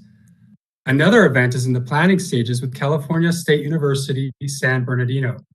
It is their annual Beta Alpha Psi banquet in which the CBA plans to give a presentation and answer student questions. Be on the lookout for the latest update newsletter featuring an interview with your very own CBA Secretary-Treasurer, Katrina Salazar. In it, Ms. Salazar talks about her time as NASBA's Pacific Regional Director and now an at-large board member, and the importance of California being represented on the national stage. There are also interviews with one member of each of our advisory committees, including Jennifer Ziegler, CPA from the Enforcement Advisory Committee, Laura Ross, CPA from the Peer Review Oversight Committee, and Jeffrey Baginski, CPA from the Qualifications Committee. Update issue number 95, dated spring 2022, will be published within the next couple of weeks. When CBA Connect, the CBA's new online license renewal system launches, materials to communicate its availability will be sent to our licensees. An article will be in Update 95, an e-news message will be sent, and social media posts will trumpet the new online capability. A new graphic will also be produced for use in the messaging, both on the CBA website and on social media. The latest CBA video is heading toward the filming and production stages. This video will hopefully entertain as well as educate viewers on the 4 E's that make up CPA licensure requirements. That's examination, education, experience, and ethics. You'll see me in the video, along with David Hemphill, the host of our podcast series. Keep on the lookout. Staff created a press release to announce the formation and membership of the Consideration of CPA Experience Requirements Task Force, or CERT, which is a breath of fresh air, by the way. The press release was posted on the website, and an e-news message with a link to the release was sent to interested parties. We look forward to the work this group will accomplish, starting with its first meeting next week. I'd like to take some time to focus on social media now.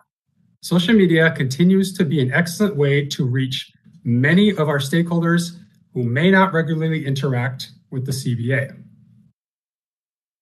Excuse me. We will be showing a video here, that's why I'm pausing.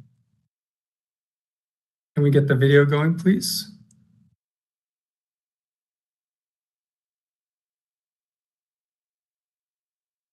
Thank you. Our most followed platform is Facebook, where over 5,000 individuals follow CBA.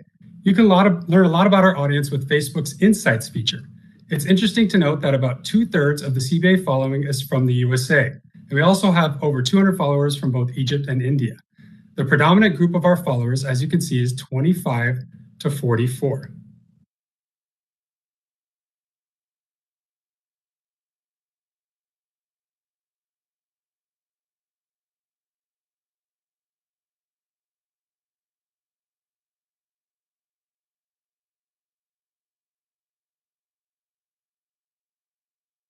I'm talking too fast, apparently.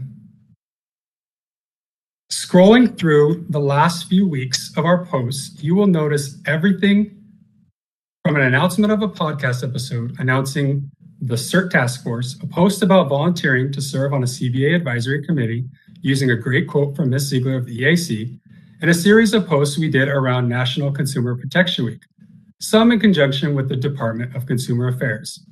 Each day, we highlighted a different aspect of how the CBA protects the consumers of California.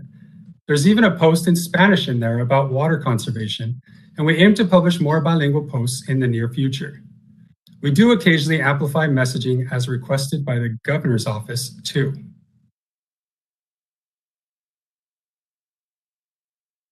I've mentioned before that our social media channels also serve as customer service channels.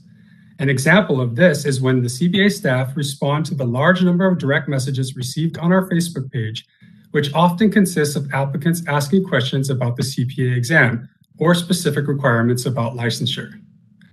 Our most rapidly growing social media account is LinkedIn, though. It has grown 53% in the last 12 months and should surpass 2,000 followers within the next 2 weeks. This platform of professionals gets some of our biggest interactions, regularly receiving several hundred impressions per post, with some even being seen by over 1,000 individuals. Twitter continues to be a very active platform, especially among our younger stakeholders. With over 3,300 followers, the CBA maintains an active presence on Twitter and also receives a good amount of direct message questions on this platform.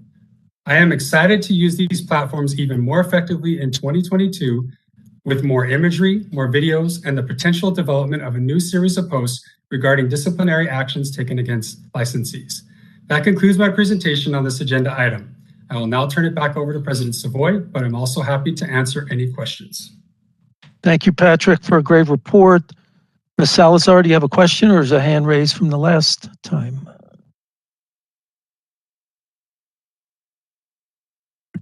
Ms. Tu.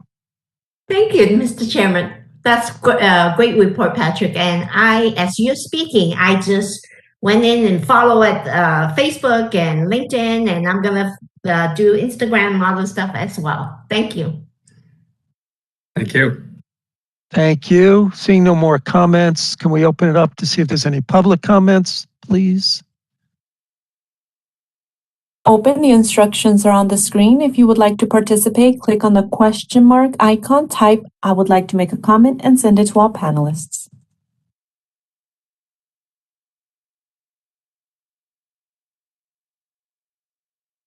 No requests have been submitted. Would you like me to close the Q&A? Yes, thank you. At this time, I think it's appropriate to have a break. So let's break until, let's use round numbers, 11 a.m., at which point we'll come back. Just to let you know, my objective would be to get through as many items as possible before lunch and maybe even get it all done before lunch. But let's take a look and see what's left. See you all in about 18 minutes. Thanks.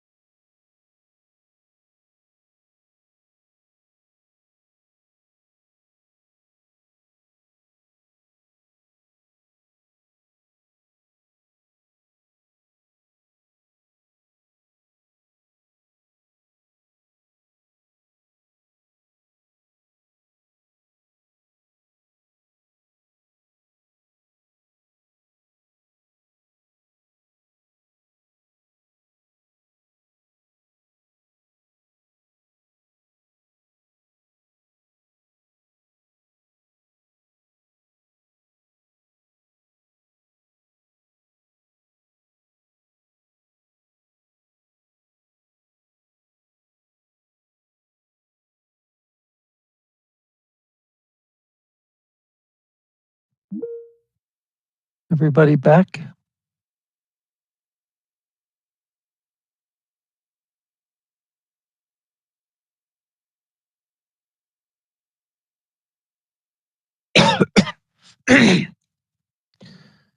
Okay, moving along. Item number 10. Let's start with the report from the Enforcement Advisory Committee. Mr. Aguilera. Thank you, President Savoy. During the break, I had a chance to become a follower of the CBA's Facebook website. So if you see a spike this morning, that's part of it. I'd also like to thank Ms. Bowers for all of her work, heart, and efforts, and to congratulate her. She and her team makes the volunteer experience easy and very worthwhile. So thank you, Ms. Bowers, and congratulations. My name is Doug Aguilera, and I'm the Enforcement Advisory Committee Chair. I would like to note a previous version of the CBA agenda had a typo and indicated the EAC meeting date as February 5th, 2022. I would like to clarify that this report is for the EAC meeting held on February 3rd, 2022 via the online platform WebEx. I would like to thank CBA member Ms. Owens. It's always a pleasure when she attends our EAC meeting and provides an update on CBA activities. Thank you, Ms. Owens. Our next EAC meeting will be held on May 12th, 2022, and we are scheduled to conduct 2 investigative hearings in conjunction with the meeting. At this time, I would like to turn the discussion on this item back over to President Savoy, and I would be happy to answer any questions members may have. Are there any questions for Mr. Aguilera? Can we open it up for any public questions or comments on this item? This is the moderator. The Q&A is now open. Instructions are on the screen. If you would like to participate, click on that icon with the question mark and type "I would like to make a comment" in the text field and send it to all panelists.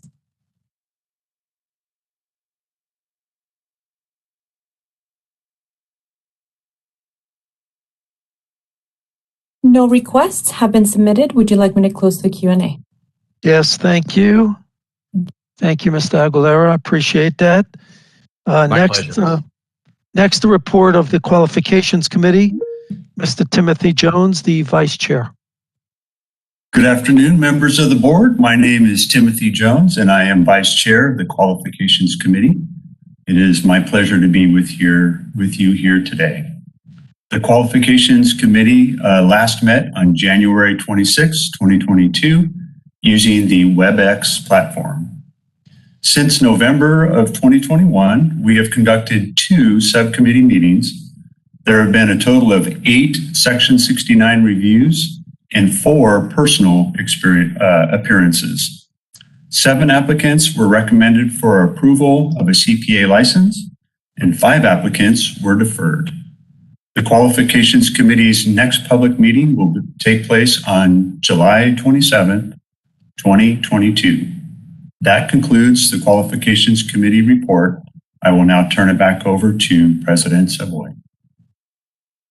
Thank you, Mr. Jones. Are there any questions of our board? Please open it up if there's any public comments regarding his report. The Q&A is now open. The instructions are on the screen. If you would like to participate, click on the question mark icon and type "I would like to make a comment" and send it to all panelists.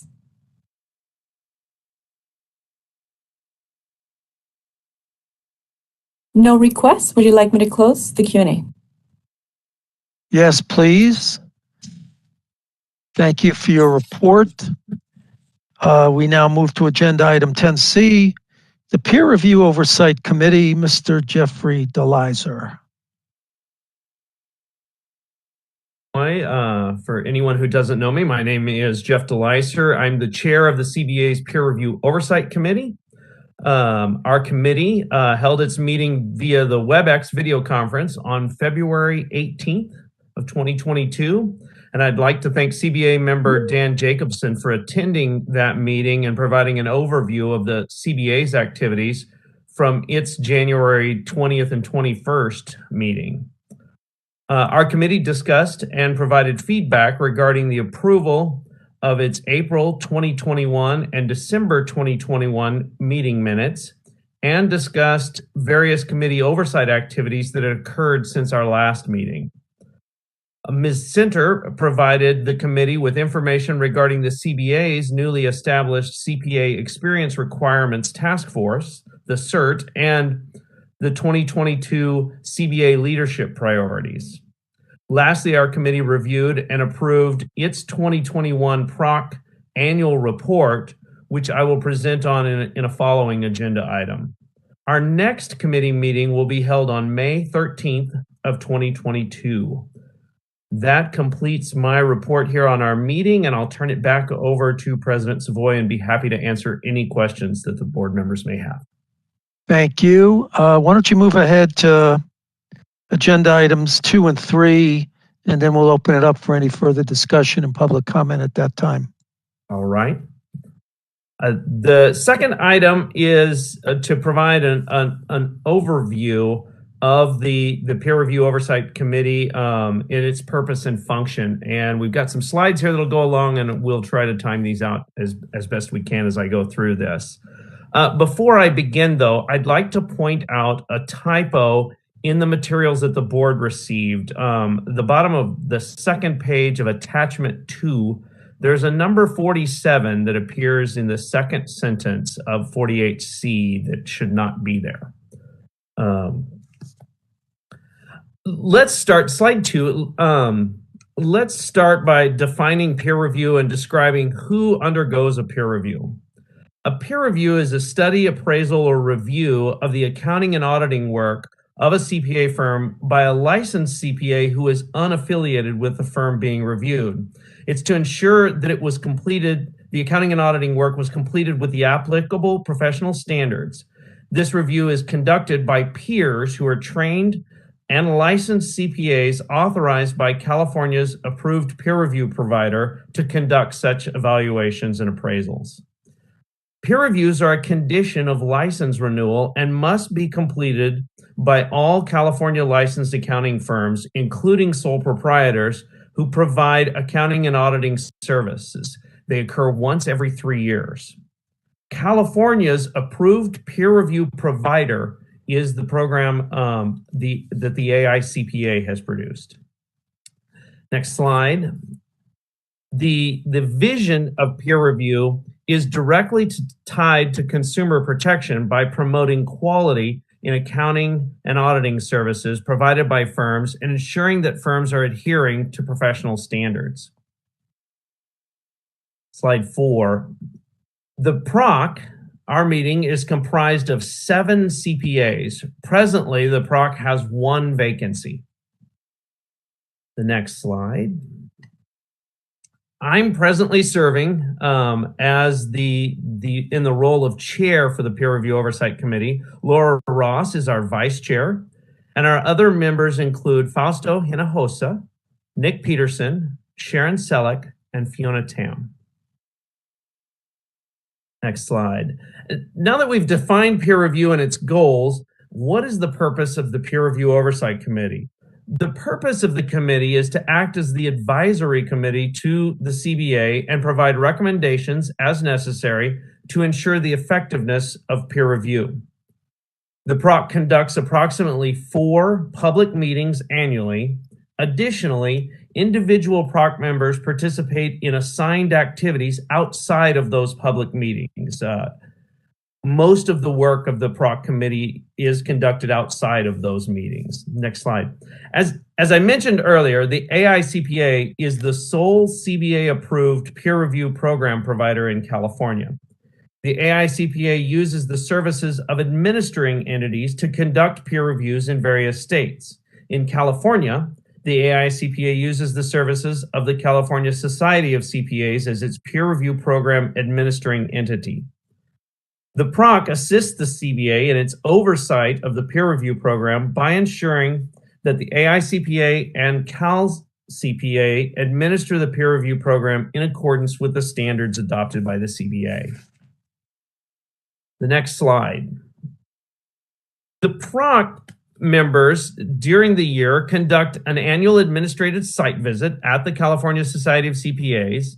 The administrative site visit is the most comprehensive oversight activity performed by the PROC, and it includes the PROC conducting reviews of peer reviews that have been accepted by the provider on a sample basis. PROC members also attend AICPA peer review committee meetings to monitor that the provider is adhering to the minimum standards set forth by the CBA. Committee also attends selected report acceptance body meetings to observe and determine whether the meetings have met the expectations to be effective in their role of the peer review process. Also, members attend selected peer review board meetings to observe how the peer review board executes its duties in the meeting and determine whether this aspect of the peer review process is operating effectively to benefit California. Members also attend peer review training courses to ensure that the program maintains or increases peer reviewers' current knowledge related to performing and reporting on peer reviews. Also, members collect peer review related statistics specific to California. The AICPA provides peer reviewer related statistics to the PROC twice annually. Additionally, the California Society of CPAs provides statistics related to the peer reviews conducted and performed in the state twice annually as well. PROC members also monitor out-of-state administering entities that operate under the AICPA to ensure that they are held to the same regulatory standards as California by reviewing those out-of-state entities' AICPA oversight reports. This is necessary as accounting firms operating in California may have peer reviews conducted and administered by out-of-state administering entities. The next slide. PROC members document these various oversight activities by using established checklists. The checklists are tailored to the oversight activity, and they ask pertinent questions, including a summary as to whether or not the activity that was observed met the minimum expectations. In the next slide.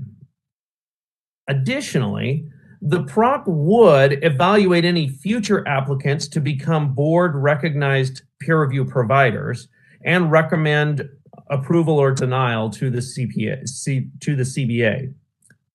We would also recommend withdrawal of an existing board-recognized peer review program provider if that were to occur. We would review peer review-related exposure drafts and attend AICPA peer review conferences as they're held. Next slide. Lastly, the PROC recently completed its 2021 annual report, which I'll be presenting in the next item on the agenda. The annual report includes a more comprehensive information on the prior year's activities, accomplishments, and information on the oversight functions the committee performs, and various statistical data as well. Based on this information, the annual report also provides a recommendation to the CBA as we're moving forward. That completes my overview. President Savoy, would it be best if I continue on, or should we open it up for any questions at this point? Let's continue, and then we can sum it all up with votes and comments, questions, and public comments. Thank you. Perfect. So the next item of the report is the 2021 Peer Review Oversight Committee's annual report. I'd like to take this opportunity to thank my fellow PROC members for their dedication and hard work over the past year, and also to CBA staff who help us put together this comprehensive report. The 2021 PROC annual report includes information on the various activities and accomplishments, and information on the oversight functions performed by the PROC, and various statistical data. At its February 2022 meeting, our committee reviewed and approved this PROC 2021 annual report. The administrative oversight functions of the PROC are captured in three main sections in the annual report: the peer review oversight of the California peer review program, statistical monitoring and reporting on California peer review statistics, and statistical monitoring and reporting on California peer reviewer statistics. Based on our oversight, the PROC concluded that the AICPA peer review program functioned effectively in accordance with the standards adopted by the CBA. The PROC recommends that the committee continue to engage in activities to gather information from the AICPA as well as the California Society of CPAs regarding the sufficiency of the peer reviewer population and the anticipated recruitment activities will present to the CBA at a future date. Additionally, the PROC recommends that the CBA adopt the 2021 annual report and continue to provide guidance to our committee concerning the oversight activities. That concludes all of my agenda items, and so I will turn this back over to President Savoy and be happy to answer any questions. Thank you. First order of business is I'd like a motion to accept the report and a second, and then we can open it up for questions, comments, etc. Mr. Jacobson. I so move, and if I may take one sentence to say that it was a pleasure to attend the meeting. I heard nothing but professionalism from Jeffrey and from all of his members. Thank you. Ms. Hines. Thank you. Is there any further comment from our board? Can you open it up for any public?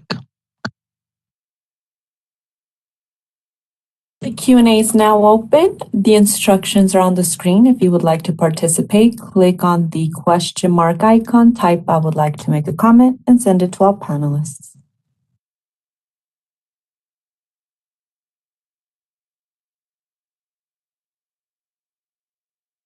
No requests have been submitted. Would you like me to close the Q&A?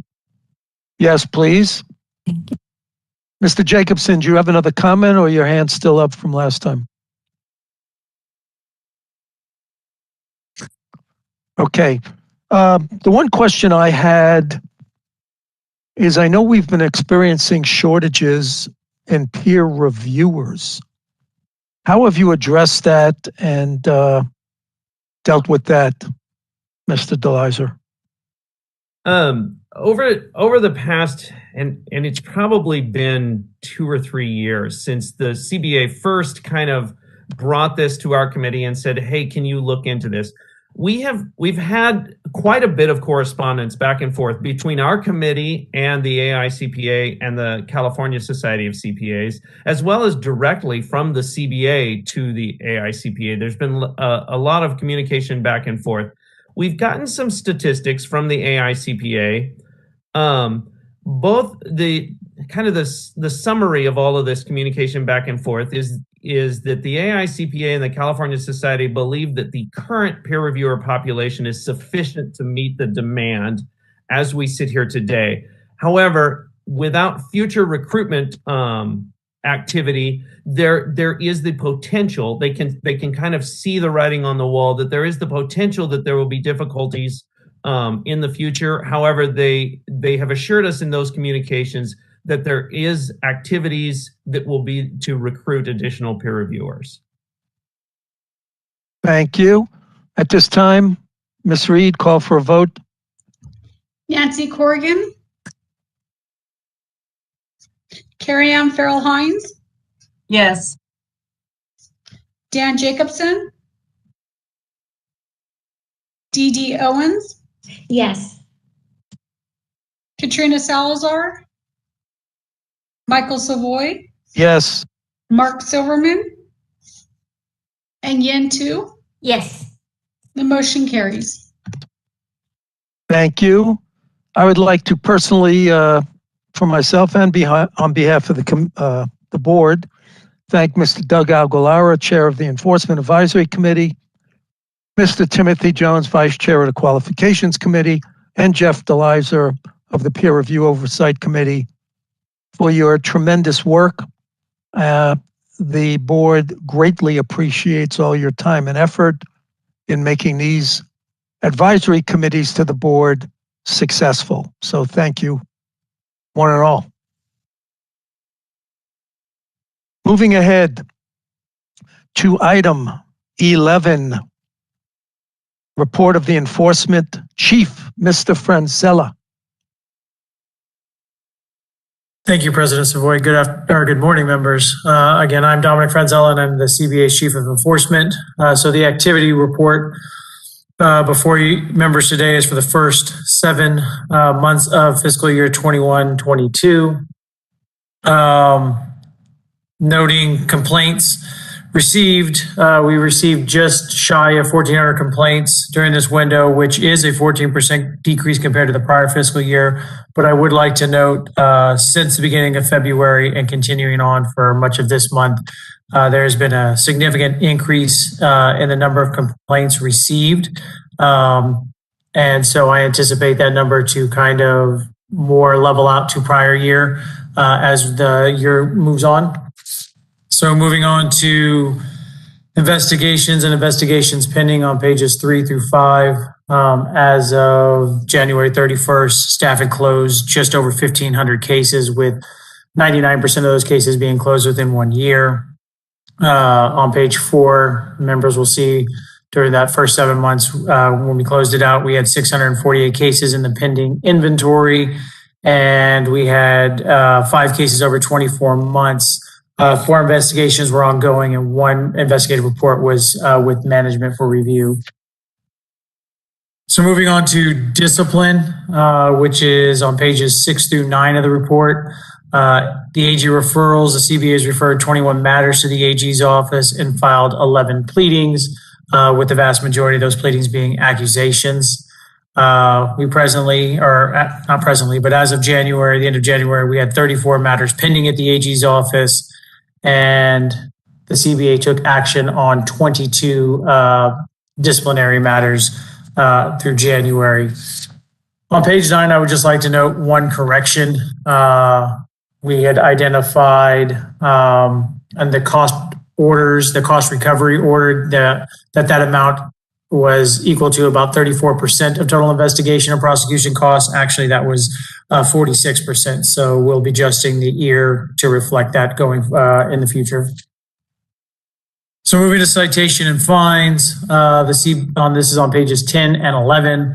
CBA issued just over 230 citations, with nearly 80% being for the 20 and 12 violation. And looking to page 11, the CBA has received 41 citation and fine appeals. We've modified 2, withdrawn 20, and then upheld or affirmed 15 of the citations so far. Unlicensed activity on page 12 and 13. The CBA received 171 complaints regarding unlicensed activity and has obtained compliance in 262 of these matters. When we circle back around at the May meeting, this is the area that will likely see the significant increase, because this is where the volume of cases, complaints have come in since February. So these numbers will likely go up as well. Finally, moving to probation monitoring. The CBA ended January with 123 individuals on probation. We've identified 39 probation violations, with the vast majority, again, as always, being cost reimbursement and submitting quarterly reports. We are all caught up with outstanding probation orientations. And at this time, I'll turn discussion back over to the board and President Savoy, and I'll do my best to answer members' questions. Thank you, Mr. Franzella. Do we have any questions of the board regarding this report?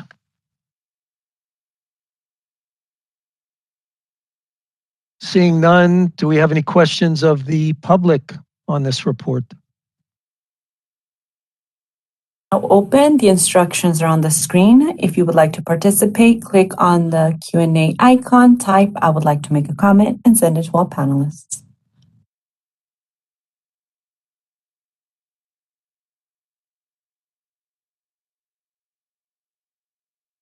No requests have been submitted. Would you like me to close the Q&A feature? Yes, thank you. Thank you from Mr. Franzella for this report. Appreciate it. Moving on to agenda item 12, A, the report of the licensing activity. Ms. Senator. Thank you, President Savoy.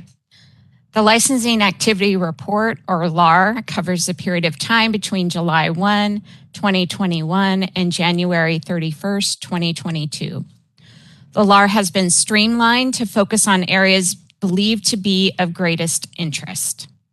The LAR begins by reporting our processing times. With the dedication and hard work of my licensing staff, I'm pleased to report that we remain well below our 30-day goal. For your reference, included in this report is the NASBA Uniform CPA Examination Performance Summary. This is for the fourth testing quarter of 2021. If you turn your attention to page 2 of the LAR, there were over 81,000 stakeholder inquiries in the form of emails and telephone calls. On page 3, you will see that the CPA exam administered by NASBA will undergo revision in 2024 as part of CPA evolution. This morning, John Johnson from NASBA shared an update regarding CPA evolution, including the approved transition plan as it relates to section credits from the current and new examination. The plan is also outlined in the LAR. On to pages 3 and 4. As of January 31, the examination unit has approved over 11,000 applications to sit for the exam. The initial licensing unit has approved nearly 2,500 applications for CPAs and firms. On pages 5 through 7, data related to renewal deficiencies and continuing education audits are displayed. Specifically, Table 7 includes CE audit data. As of January 31, 623 of the 755 audits completed in 2021 are considered compliant.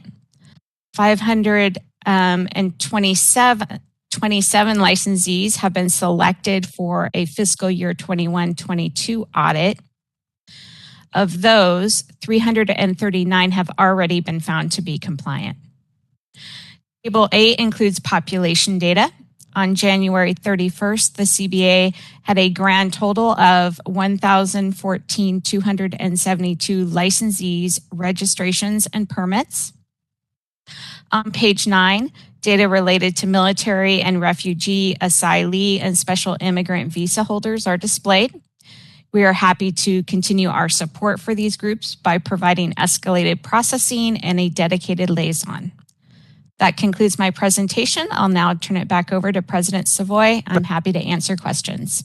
Thank you, Ms. Senator. Ms. Salazar. Ms. Senator, this may be something that was covered previously and I've forgotten, but on page 2, there's a stakeholder inquiries and we outline the phone and email. Can you talk about how inquiries through our social media might translate into this? And I'm just curious if at some point as that grows, it might at a future point become relevant to identify the source of people reaching out through social media. So thank you for your comments. Sure, happy to respond to that question. We do hope that as we increase our social media presence, as well as the website redesign that Patrick has presented on to the board, we hope that those products that allow for more self-service, if you will, may eventually lead to a reduced number of inquiries. Those are, of course, in the fairly beginning stages, and so we have not quite seen that happen yet, but we do hope that is an outcome of those projects. May I ask a clarifying question? So what happens when someone has a question? Would you remind me what happens when someone has a question on social media? I'm sure we're not answering on social media, but how do they get redirected, and do they get redirected into one of these channels? We're happy to.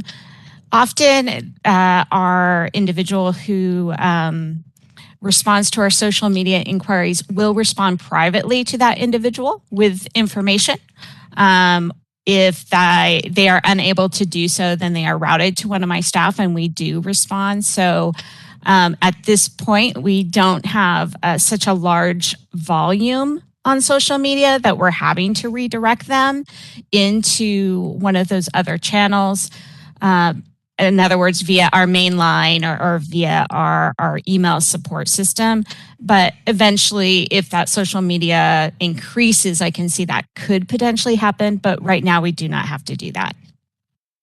Thank you for advising that you guys are being responsive to those requests and handling it. Much appreciated. Thank you. Is there any other questions of the board? Can you open it up for public questions or comments on this report, please? This is the moderator. I've opened up the Q&A. Members of the public, the instructions are on the screen. If you would like to participate, click on the question mark inside of a square icon, type "I would like to make a comment" in the text field, and send it to all panelists.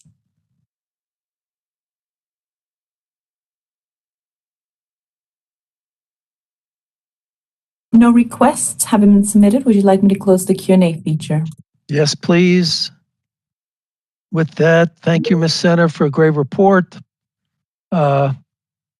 Moving forward to agenda item 13, which is the approval of minutes.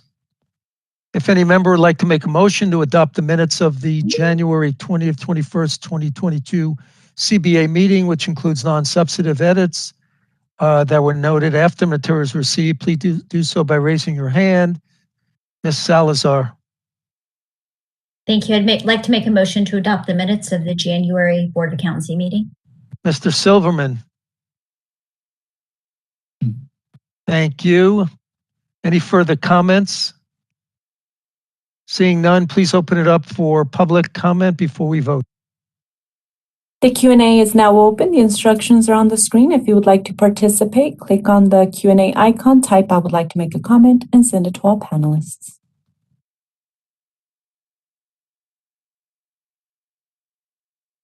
No requests. Would you like me to close the Q&A? Yes, please. Ms. Reed, call for a vote. Yes. Carrie Ann Farrell Hines. Dan Jacobson. Yes. Dee Dee Owens. Katrina Salazar. Yes. Michael Savoy. Yes. Mark Silverman. Yes. And Yen Tu. Yes. The motion carries. Agenda item 13B. If any member would like to make a motion to adopt the minutes of the November 19th, 2021 and the January 20th, 2022 strategic planning workshop, which also includes any non-substantive edits that were noted after materials received, please do so. Ms. Hines. So moved. Ms. Owens. Any further discussion, comments? Please open it up to the public so we can hear anything before a vote. The Q&A is now open. Instructions are on the screen. If you would like to participate, click on that Q&A icon, type "I would like to make a comment," and send it to all panelists.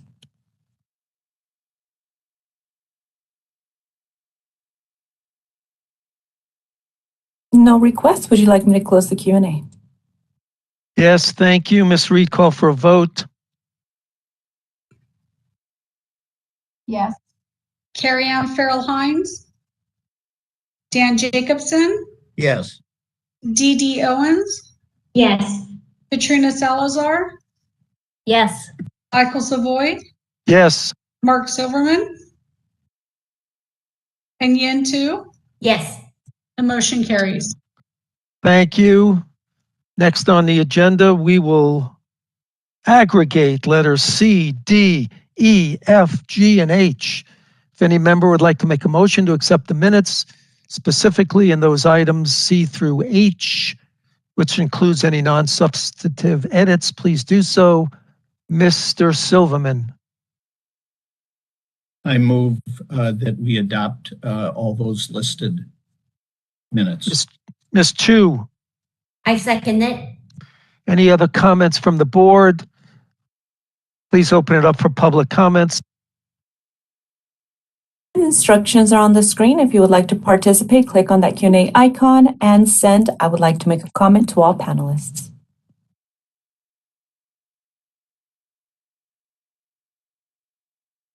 No requests. Should I close the Q&A? Yes, please. Ms. Reed, call for a vote. Yes. Carrie Ann Farrell Hines, Dan Jacobson, Yes. Dee Dee Owens, Yes. Katrina Salazar, Yes. Michael Savoy, Mark Silverman, Yes. and Yen Tu. Motion carries. Thank you. Moving ahead to agenda item 14. A, there is no report. B, there is no report. Under 1, Ms. Corrigan, can you report on 14B2, please? President Savoy. So the Pacific region, we held a conference call on February 8th. As you know, that involves the states of Alaska, Arizona, California, of course, Hawaii, Oregon, Washington, and the territories of Guam and the Commonwealth of Northern Mariana Islands, and asking them what issues they were having, some of them not really having anything going on at the moment. CNMI, lack of board members, no board to meet. So they're trying to work with the governor, their governor, and make appointments. California mentioned we had Ms. Bowers representing us there. Difficulty in filling some positions, especially in the investigative CPA area, and challenges there, exploring, looking to working with consultants or other outside vendors. Guam, University of Guam trying to establish a 150-hour program for Guam residents, and the fact that they lost $400,000, which for them is a tremendous amount on their test center revenue due to the pandemic. Hawaii having difficulty finding board members. They do have a board, but difficulty finding additional members. Oregon just terminated their executive director, and so the search for that is on, and ultimately, for an interim person and then ultimately a temporary executive director. Washington has gone through their first renewal cycle using online CPE tracking functions, so going through transition issues with that. Some of the focus questions that were handled at that conference call had to do with, of course, has anyone heard anything about CPA evolution? And at this point, no one really has, but we know that that is forthcoming, especially from our presentation from Mr. Johnson earlier today or this morning.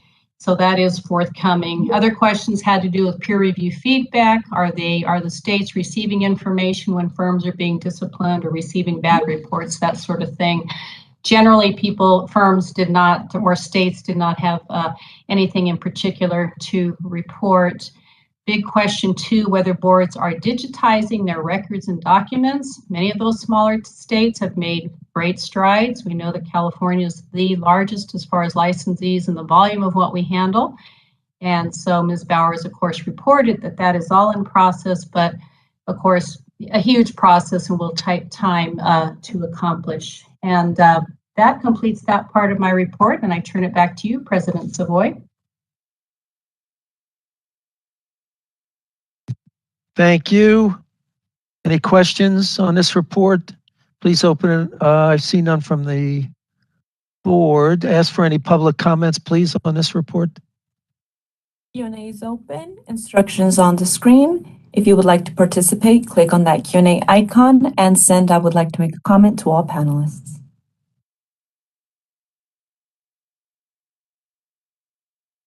No requests. Would you like me to close the Q&A? Yes, please. Item 3, there's no report. Ms. Corrigan, if you don't mind going through items B and C together so we can move this along. Certainly. Thank you, President Savoy.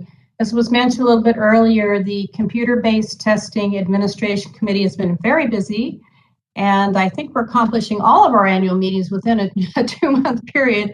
We met on February 9th, February 15th, March 2nd, most recently on March 23rd. 2 of those 4 meetings were joint meetings with the Executive Directors Committee.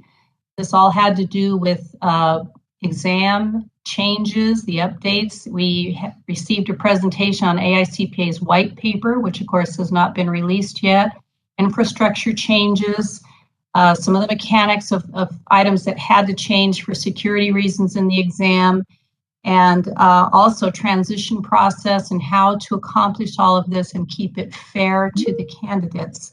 So none of that is available for public release. Very soon it will be released to executive directors and boards, ultimately to the public. So it's quite a process going on right now. And unless there are questions on that agenda item, that's really all I can say. Relations with Member Boards Committee had a Zoom meeting on March 18th, planning for the Western and Eastern regional meetings and getting ready for that. The Western is June 7th through 9th in Colorado Springs, and the Eastern is June 27th through 29th, and that's in Virginia. And other than that, and we will be accomplishing at those meetings, by the way, new board member orientations, which in the past new board members have attended. So that concludes my report, President Savoy. Thank you. Thank you. Are there any questions of board members on this report or these two reports? Seeing none, please open it up for public comment or question. Q&A is open. Instructions on the screen. If you would like to participate, click on that Q&A icon, type "I would like to make a comment," and send it to all panelists. No requests. Would you like me to close the Q&A? Yes, thank you. Okay, unless there are any objections, I'd like to move forward and try and accomplish the last three agenda items before lunch, which lunch is on your own, since we'll be finished with our meetings. Moving forward to item 15, report on the Committee of Professional Conduct and Legislative Committee reports. Let's first do the professional conduct. Mr. Silverman. President Savoy, I don't have talking points on this matter. Ms. Reed, correct me if I'm wrong. So what I would ask is staff, and particularly Ms. Center, if she could discuss the outcomes of the three motions and approvals of the committee so that the full board could understand them.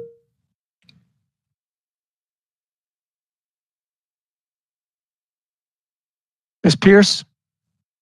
I can actually, Mr. Silverman, I apologize that you did not get the talking points. I can make sure staff send those over to you. And in the interim, I can give an overview of the first item so that we can keep the meeting moving forward. And then, Mr. Silverman, if you get those, then we can, I can certainly turn it back over to you if that works for both you, Mr. Silverman, and President Savoy. Absolutely. Thank you. Yes. Thank you. So much. Sorry, 1 second.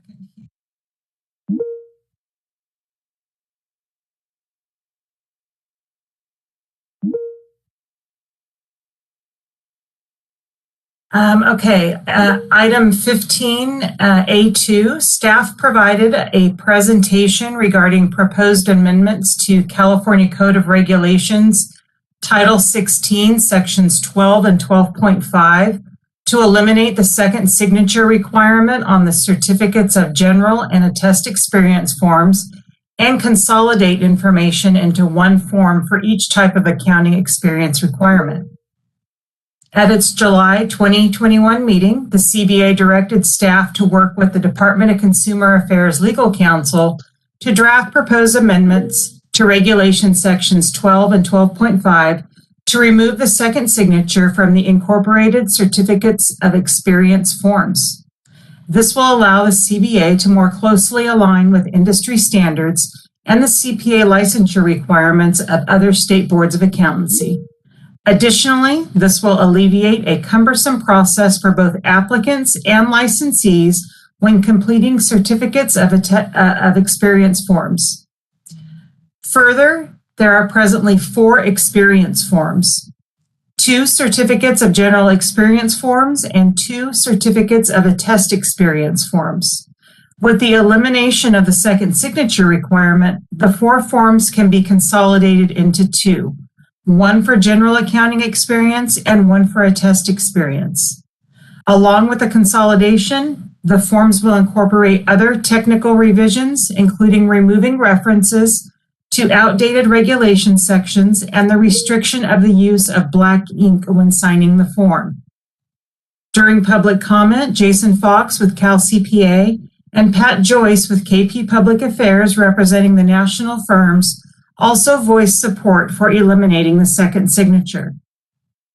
The CPC recommended that the CBA approve the proposed language for CCR sections 12 and 12.5, approve the modified certificate of general experience and certificate of attest experience, repeal the certificate of general experience, private industry or government, and certificate of attest experience, private industry or government, and if no adverse comments are received, authorize the executive officer to take all steps necessary to initiate the rulemaking process, make any non-substantive changes to the proposed regulations package, and set the matter for a hearing if requested. And I'm almost done with this motion. If no adverse comments are received during the 45-day public comment period and no hearing is requested, to authorize the executive officer to take all steps necessary to complete the rulemaking process and adopt the proposed regulatory text at CCR sections 12 and 12.5 and the forms incorporated by reference as noticed. This is a fully formed motion and does not require a second, and I will turn it back to President Savoy for discussion and a vote. Thank you. Do I have a second on this motion?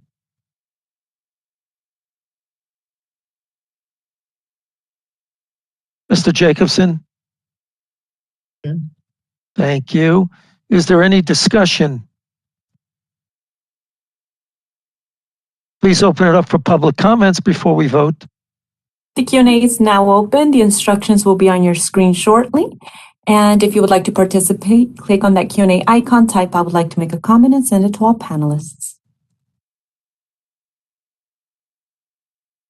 Individual identified as Jason Fox would like to make a comment. And Board President, if you can please confirm it's a 5-minute time limit. That is correct. Thank you. So Jason, I will send a request to unmute your microphone. Give me just a moment. Request has been sent. California Society of CPAs, as Ms. Pierce noted, we supported and spoke to that effect during the committee process yesterday, and support the motion here. Thank you for the important efforts here.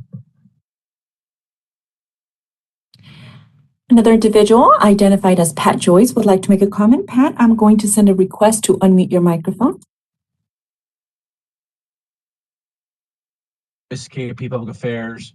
On behalf of the national accounting firms, just want to thank the board staff and the committee for the work on this issue, and strongly encourage the board to approve the proposed changes. Thank you.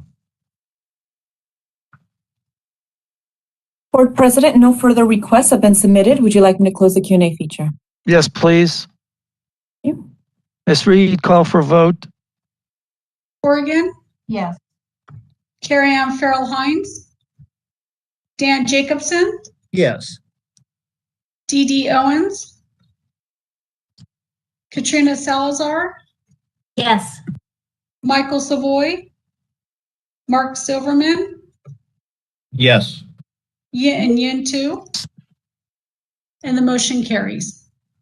Thank you. Moving ahead to item 15, number A, letter A, number 3. Mr. Silverman, do you have your talking points yet? Yes, I do, President Savoy. This is a discussion and possible action to consider changes to previously proposed text and reauthorization of a regular rulemaking to amend CCR Title 16, Sections 87, Basic Requirements 88, Programs which qualify, 88.1 provider requirements, 88.2 program measurements, 89 control and reporting, and 90 exceptions and extensions. Staff provided a presentation regarding proposed amendments to continuing educations provided in CCR Title 16, Sections 87, 88, 88.1.2, 89, and 90. Staff requested the CBA to rescind its prior approval of the regulatory text from July 2020 and approve new regulatory text submitted in the 4 attachments for this agenda item. The proposed regulatory text contains several changes compared to the text that was approved in July 2020. The most notable proposed change was to the non-technical CE requirements. The proposed text includes examples of course content that may be acceptable under each of the subject areas. The new text clarifies that non-technical CE must contribute to the professional competence of a licensee, consistent with current language that disallows content that does not contribute to a licensee's professional competence. The other changes include clarity in terms of the description of blended learning, clarity regarding the licensing requirements for those participants who are pre-testing self-study and adaptive self-study documentation, to create consistency for pre-testing of documentation, replace gender-specific terms with gender-neutral term there, various technical formatting and grammar edits. Also, there was discussion regarding placing a cap on the number of hours a licensee could claim using the new learning method of NANO. This would be in addition to the limitations that exclude NANO learning from being used for ethics, fraud, and the CBA-approved regulatory review course. Staff researched NASBA records and found that of the 37 jurisdictions that allow NANO learning, only 6 impose a cap on the number of hours that can be obtained during a renewal cycle. The CPC recommends that the CBA rescind the board's July 23rd, 2020 motion and prior proposed text, approve the proposed regulatory language presented in attachment 1, direct staff to submit the text to the director of the Department of Consumer Affairs and the Business, Consumer Services and Housing Agency for review. If no adverse comments are received, authorize the executive officer to take all steps necessary to initiate the rulemaking process, make any non-substantive changes to the package, and set the matter for hearing if one is requested. If no adverse comments are received, authorize the executive officer to take all steps necessary to initiate the rulemaking process, make any non-substantive changes to the package, and set the matter for hearing if one is requested. If no adverse comments are received during the 45-day comment period and no hearing is requested, authorize the executive officer to take all steps necessary to complete the rulemaking and adopt the proposed regulations at sections 87, 88, 88.1.2, 89, and 90 as noticed. Further, the CPC recommends that the cap on NANO learning be discussed again in 2023. This is a fully formed motion and does not require a second. I'll turn it back to President Savoy for a discussion and vote. Thank you. There was any discussion at the board level? If not, open it up to the public for any comments. Open. The instructions are on the screen. If you would like to participate, click on that Q&A icon and send "I would like to make a comment" to all panelists.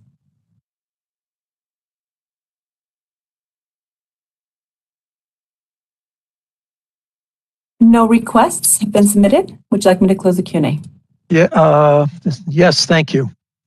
Ms. Reed, call for a vote. Nancy Corrigan? Carrie Ann Farrell Hines? Yes. Dan Jacobson? Dan Jacobson, Dee Dee Owens, Katrina Salazar, Yes. Michael Savoy, Mark Silverman, Yes. Yin Tu, and I'll come back to Dan Jacobson.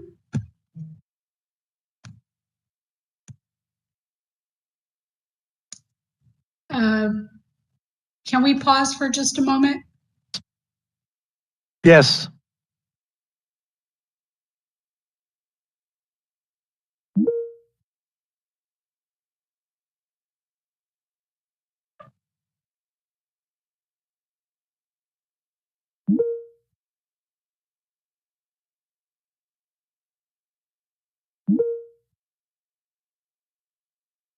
Somebody trying to call him?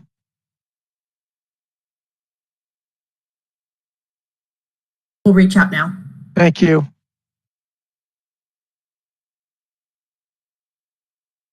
It was probably the length of the motion that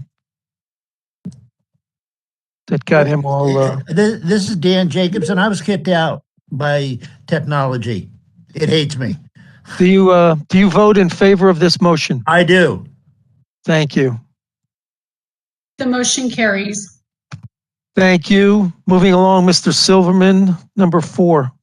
Thank you, President Savoy. This is a discussion and possible action regarding petition hearings associated with consideration of a reinstatement of a voluntarily surrendered license. Staff provided a presentation regarding a possible modification of the procedures for reinstatement of a voluntarily surrendered CPA license for non-enforcement matters.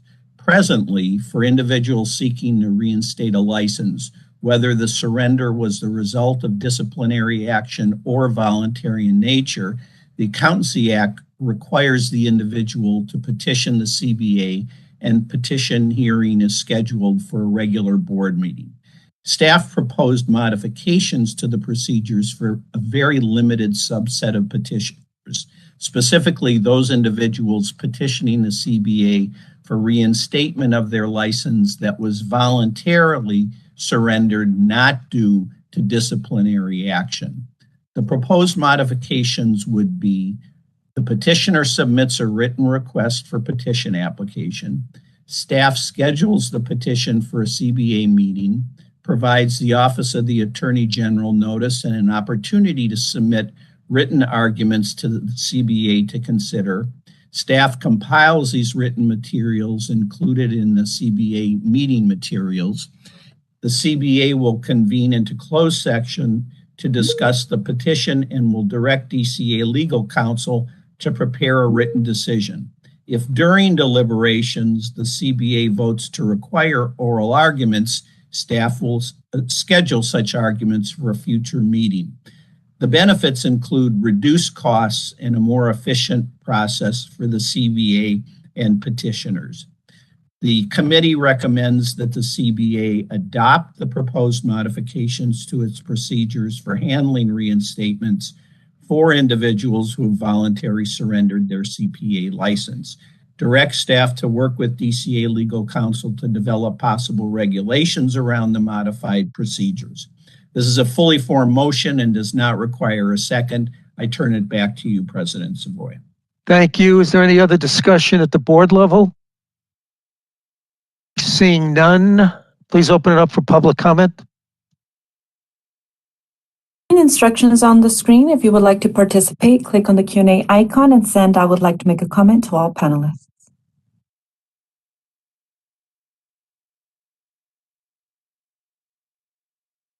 No requests. Would you like me to close the Q&A? Yes, please. Ms. Reed, call for a vote. Nancy Corrigan, Carrie Ann Farrell Hines, Yes. Dan Jacobson, Dee Dee Owens, Yes. Katrina Salazar, Michael Savoy, Yes. Mark Silverman, and Yin Tu. Yes. We have the motion carries. Thank you. Moving on to The Legislative Committee report, Mr. Jacobson. So I first would like to ask legal, we have two bills on which the committee took no action. Does the law require us to open that up to the public? The other bills will need votes on. And what was the reason for no action? I think on both of them, we just maintained what we already had, position-wise. I would always recommend we open it up for public comment.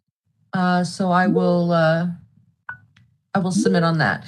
Plus, I believe even though the committee took no action, the board would still retain the option of taking no action. Helen, is it possible to combine both of them, or should it just go ahead and handle them individually? I have no issue with combining them as long as the public has an opportunity to comment. All right, we'll go ahead and try to do. Okay, thank you.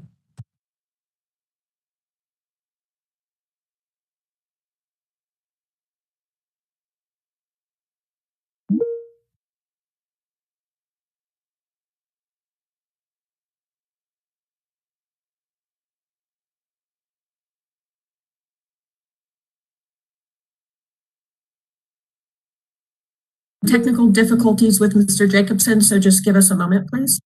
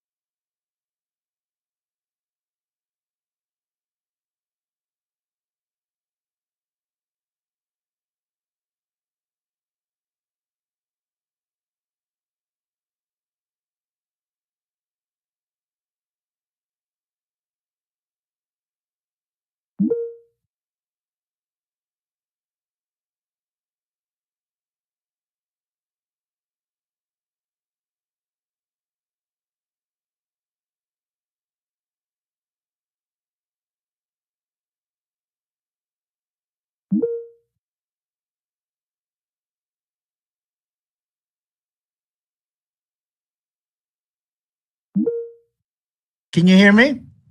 I'm back. Okay, here we go. The legislative committee met, and the first item is simply a written report on the CBA's 2022 legislative tracking chart. Just shows where what our positions are on things that have already been positions that have already been taken, and that's provided for you. Next, I'm just going to go through these bills. The longest one is the first one, and it's AB 646, the Department of Consumer Affairs Board's expungement convictions. Staff reported that AB 646 would require a licensing board under the DCA, including the CBA, to update information on its online license search system regarding licensees who have had their licenses revoked due to criminal convictions that are subsequently expunged pursuant to Penal Code Section 1203.4. The CBA presently has a watch position on this bill, and while CBA staff do not have an opinion regarding any policy-related issues pertaining to the bill, staff have concerns regarding many implementation procedures attached to items in this bill. Staff recommended that the CBA make a motion to change its position to oppose unless amended. I expressed that I disagree with the staff's recommendation, which I had discussed with staff earlier. Staff had told me that earlier that there were potential logistical problems, and I asked staff what they were, and they're detailed in your papers, and they have to do with the wording of the bill. Dominic noted that various staff identified concerns with the effective implementation of the bill, including issues with various terms used in the bill that do not align with those currently used within the California Accountancy Act, and issues with addressing disciplinary matters with multiple causes of discipline that extend beyond a conviction. Dominic also noted potential impact with existing mobility provisions. Ms. Hines expressed concern regarding an oppose unless amended position, expressing the need to adopt a more collegial position with the author's office and work with them on possible amendments to resolve the implementation concerns.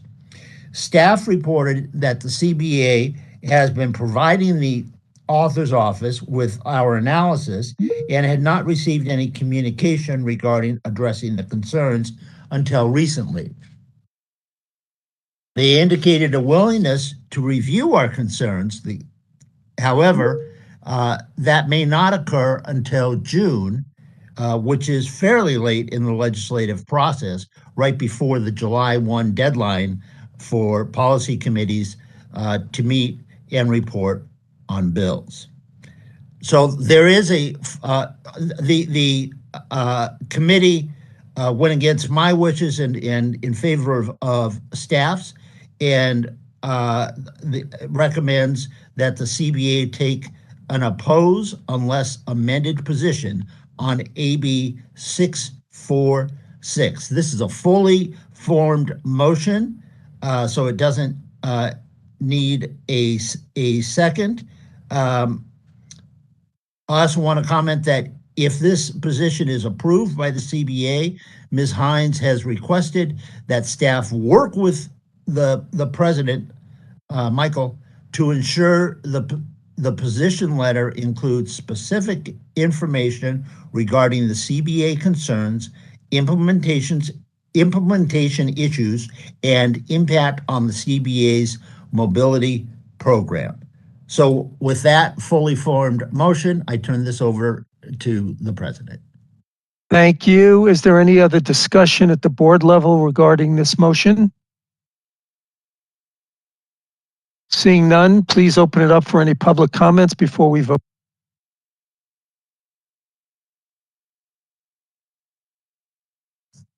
Open instructions are on the screen. If you would like to participate, click on that Q&A icon and send. I would like to make a comment to all panelists.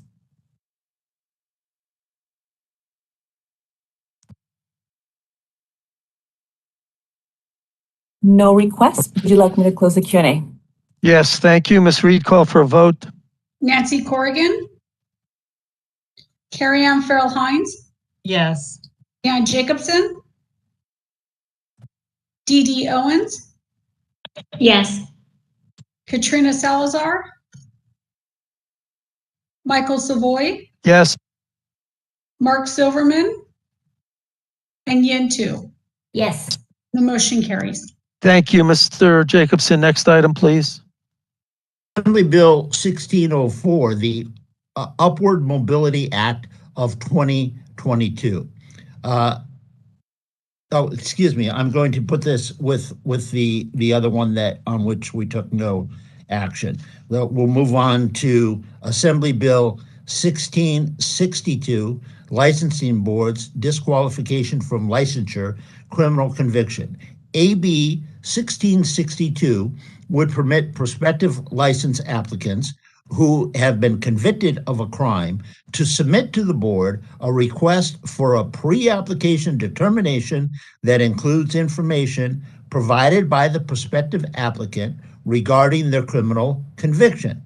The bill would require the board to determine if the prospective applicant may be disqualified from licensure by the board based on the information submitted with the request. Staff reported that currently the CBA does not provide a definitive answer to individuals who contact the CBA regarding potential impacts a criminal conviction may have on their respective ability to get licensed, because it is limited to reviewing only the information as submitted by the applicants. If applicants fail to disclose all information or do not provide all relevant details, the CBA's review is significantly limited. Further, with the limited information, the CBA could not perform an appropriate investigation to provide a more definitive answer. The committee recommends that the CBA take a watch position on AB 1662. This is a fully formed motion and doesn't require a second. I return it to the president. Thank you. Any comments from the board? Please open it up for public comments before we vote. The Q&A is open. Instructions are on the screen. Click on the Q&A icon and send "I would like to make a comment" if you would like to participate.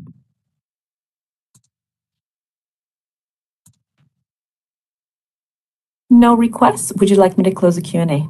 Yes, please. Ms. Reed, call for a vote. Nancy Corrigan, Yes. Carrie Ann Farrell Hines, Dan Jacobson, Yes.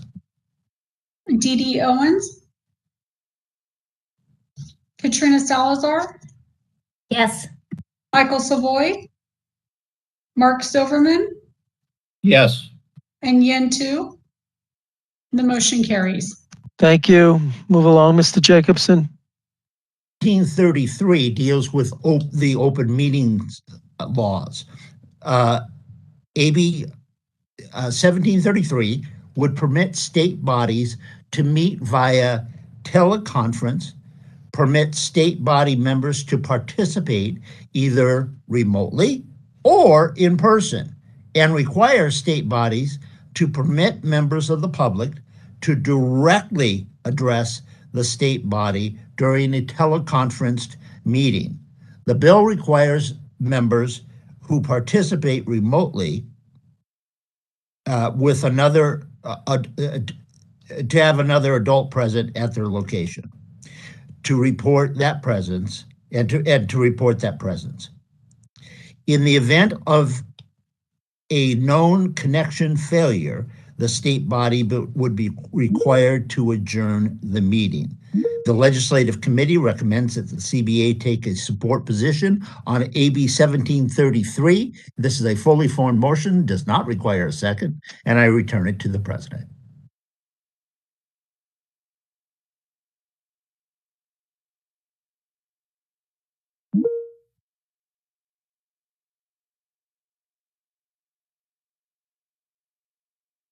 Michael, I'm returning 1733 to you.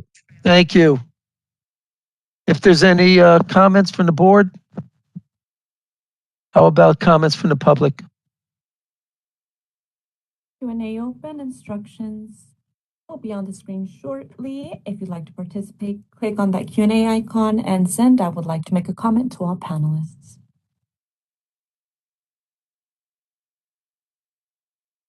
No requests. Would you like me to close the Q&A? Yes, please. Let's move along. Corrigan, Yes. Carrie Ann Farrell Hines, Dan Jacobson, Yes. Dee Dee Owens, Katrina Salazar, Yes. Michael Savoy, Yes. Mark Silverman, Yes. and Yin Tu. The motion carries. Thank you. Next item.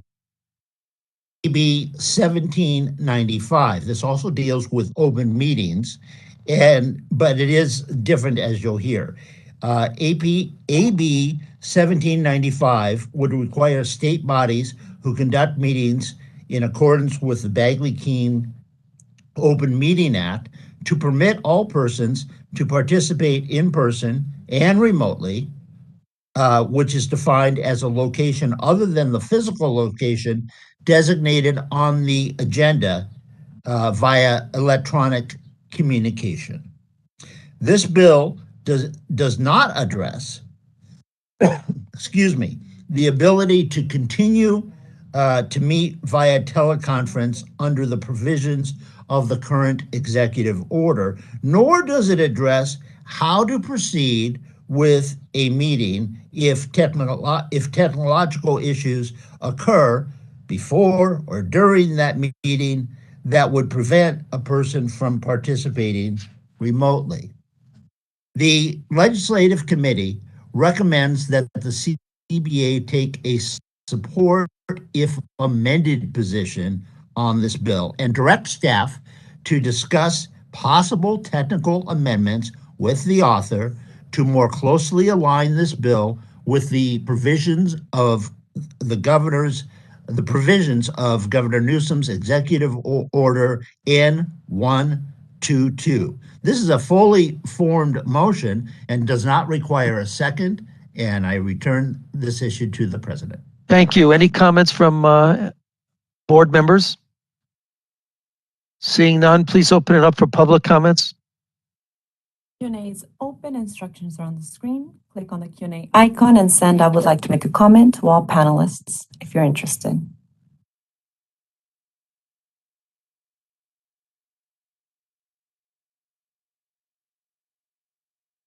No requests. Would you like me to close the Q&A?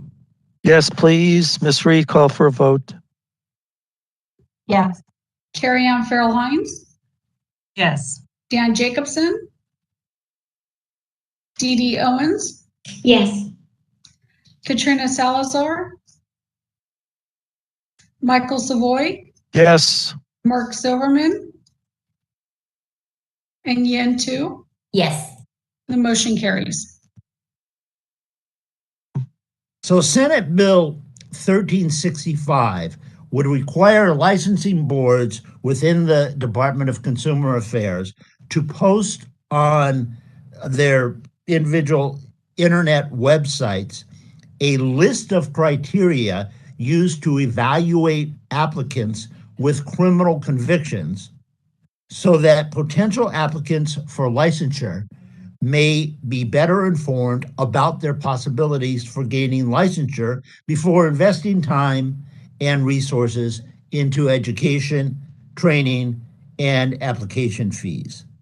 The bill would also require the DCA to develop a process for each board to use in verifying applicant information and performing background checks of applicants, and would require that process to be mandate that applicants with convictions provide certain court documents instead of listing convictions on application documents.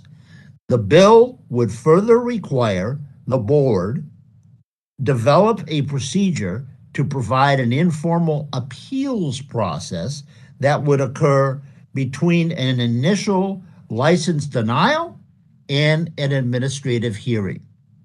The Legislative Committee recommends that the CBA take a watch position on 1365 and communicate the concerns identified in the analysis with the author's office. This is a fully formed motion. It does not require a second, and I return it to the president. Thank you. Any further comments or discussions at the board? Please open it up for public comments. Open. Instructions are on the screen. If you would like to participate, click on the Q&A icon and send a request to make a comment to all panelists. No request. Would you like me to close the Q&A? Yes, please. Ms. Reed, call for a vote. Nancy Corrigan, Carrie Ann Farrell Hines, Yes. Dan Jacobson, Dee Dee Owens, Yes. Katrina Salazar, Michael Savoy, Yes. Mark Silverman, and Yen Tu. Yes. Motion carries. Thank you. Next item. The next bill is SB 1443, and it deals with boards within the DCA. SB 1443 would extend the existence of a number of boards, bureaus, and commissions within the DCA for an additional year from January 1, 2024 to January 1, 2025. The extension would also apply to the authority for boards, bureaus, and commissions to designate an executive officer. The CBA will fall under the authority of this bill. So the Legislative Committee recommends that the CBA take a support position on SB 1443. This is a fully formed bill. It doesn't require a second, and I return the issue to the president. Ms. Salazar. I'd just like to point out that I feel a support is CBA asking for additional time, and what I heard from staff was that wasn't necessary and that it's business as usual, and as we saw today, they're already preparing for their scheduled report. So I'll be voting no on this because I don't feel we need to support it. It's fine if it passes and we will accommodate, but I think we should be judicious in our supports so that when we do support something, people are more likely to take notice. So thank you very much. Thank you. Any other comments? Ms. Owens? Sorry, I might be confused because I believe it's a watch position, right? Not, at least that's what I read, unless what the committee decided was different. Excuse me just a moment, please. SB 1443, it's a support position that is in the motion. Okay, then I agree with Ms. Salazar. I will be voting no. Ms. Bowers? Just for clarification, with the proposal that staff put forward to the committee recommended a watch position, the committee is recommending the support position. Thank you. Any other comments? Can you open it up for public comments before we vote? Q&A is now open. Instructions on the screen. If you would like to participate, click Q&A icon and send I would like to make a comment to all panelists.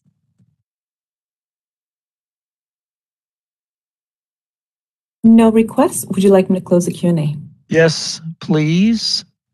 Ms. Reed, call for a vote. Corrigan, Yes. Carrie Ann Farrell Hines, Dan Jacobson, Yes. Dee Dee Owens, Katrina Salazar, No. Michael Savoy, Mark Silverman, Yes. and Yen Tu.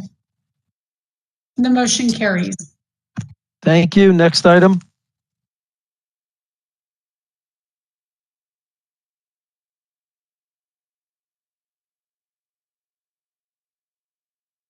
Be the two items on which we took no action. So to be clear, I'm first going to talk about 15B3B, and that's Assembly Bill 1604, the Upward Mobility Act of 2022. Assembly Bill 1604 is referred to as the Upward Mobility Act of 2022. The CBA presently has a watch position. Staff reported that since the last CBA meeting, this bill has been amended, but the amendments do not impact the CBA. So the thought was just leave it the way it is. We took no action. And I'm going to return that to Michael to see if anyone on the board has anything to say, see if the public has anything to say. Any questions from the board? Please open up for any public comments so we can move forward. Q&A is open. Instructions are on the screen.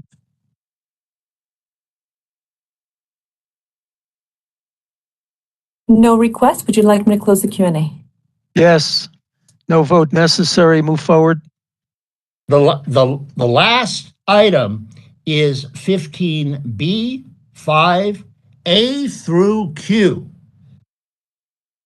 Review and possible consideration of positions on legislation. The California Board of Accountancy is monitoring.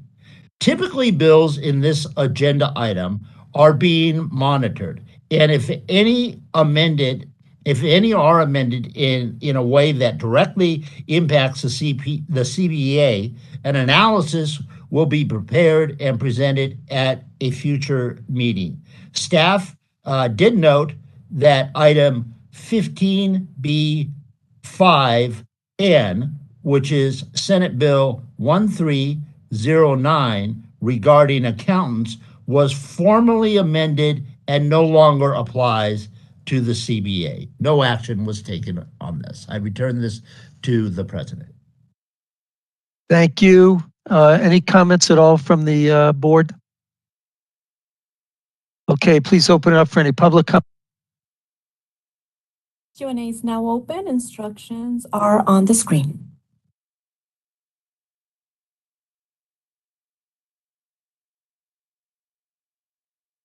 No requests. Would you like me to close the Q&A?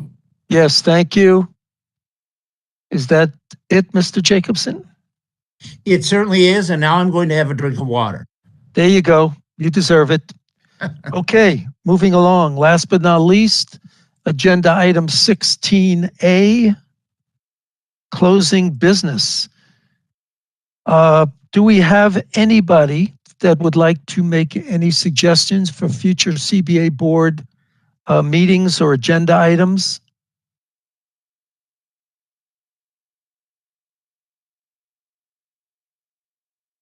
Okay, at this time, turn it over to the moderator to see if there's any public comments regarding future board. The Q&A is now open. Instructions are on the screen. I do have a request from Jason Fox. Jason, I'm going to send a request to unmute your microphone in just a moment. Sent request. California Society of CPAs, not sure if this is the right agenda item here, but since it was mentioned earlier in the meeting, I do want to congratulate Ms. Bowers on a wonderful career and her upcoming retirement. Very well earned. She's well respected across the country and probably one of the few people that has impacted the CPA profession in California nationally more than anyone else. And so we're very excited for her and looking forward to the process of working with her replacement. So congratulations and thank you. Thank you. No further requests. Thank you. Well said, Mr. Fox. We all agree. At this time, I'd certainly like to thank everybody for their patience and being able to make it through this meeting, that we're able to break for the entire day, 1 minute before the lunch break. So thank you all for making this happen today. Look forward to hopefully seeing you all in person at our next meeting. But until then, thank you all. Have a great Friday. Have a great weekend and see you all soon. Bye, everyone. It's a pleasure. Bye.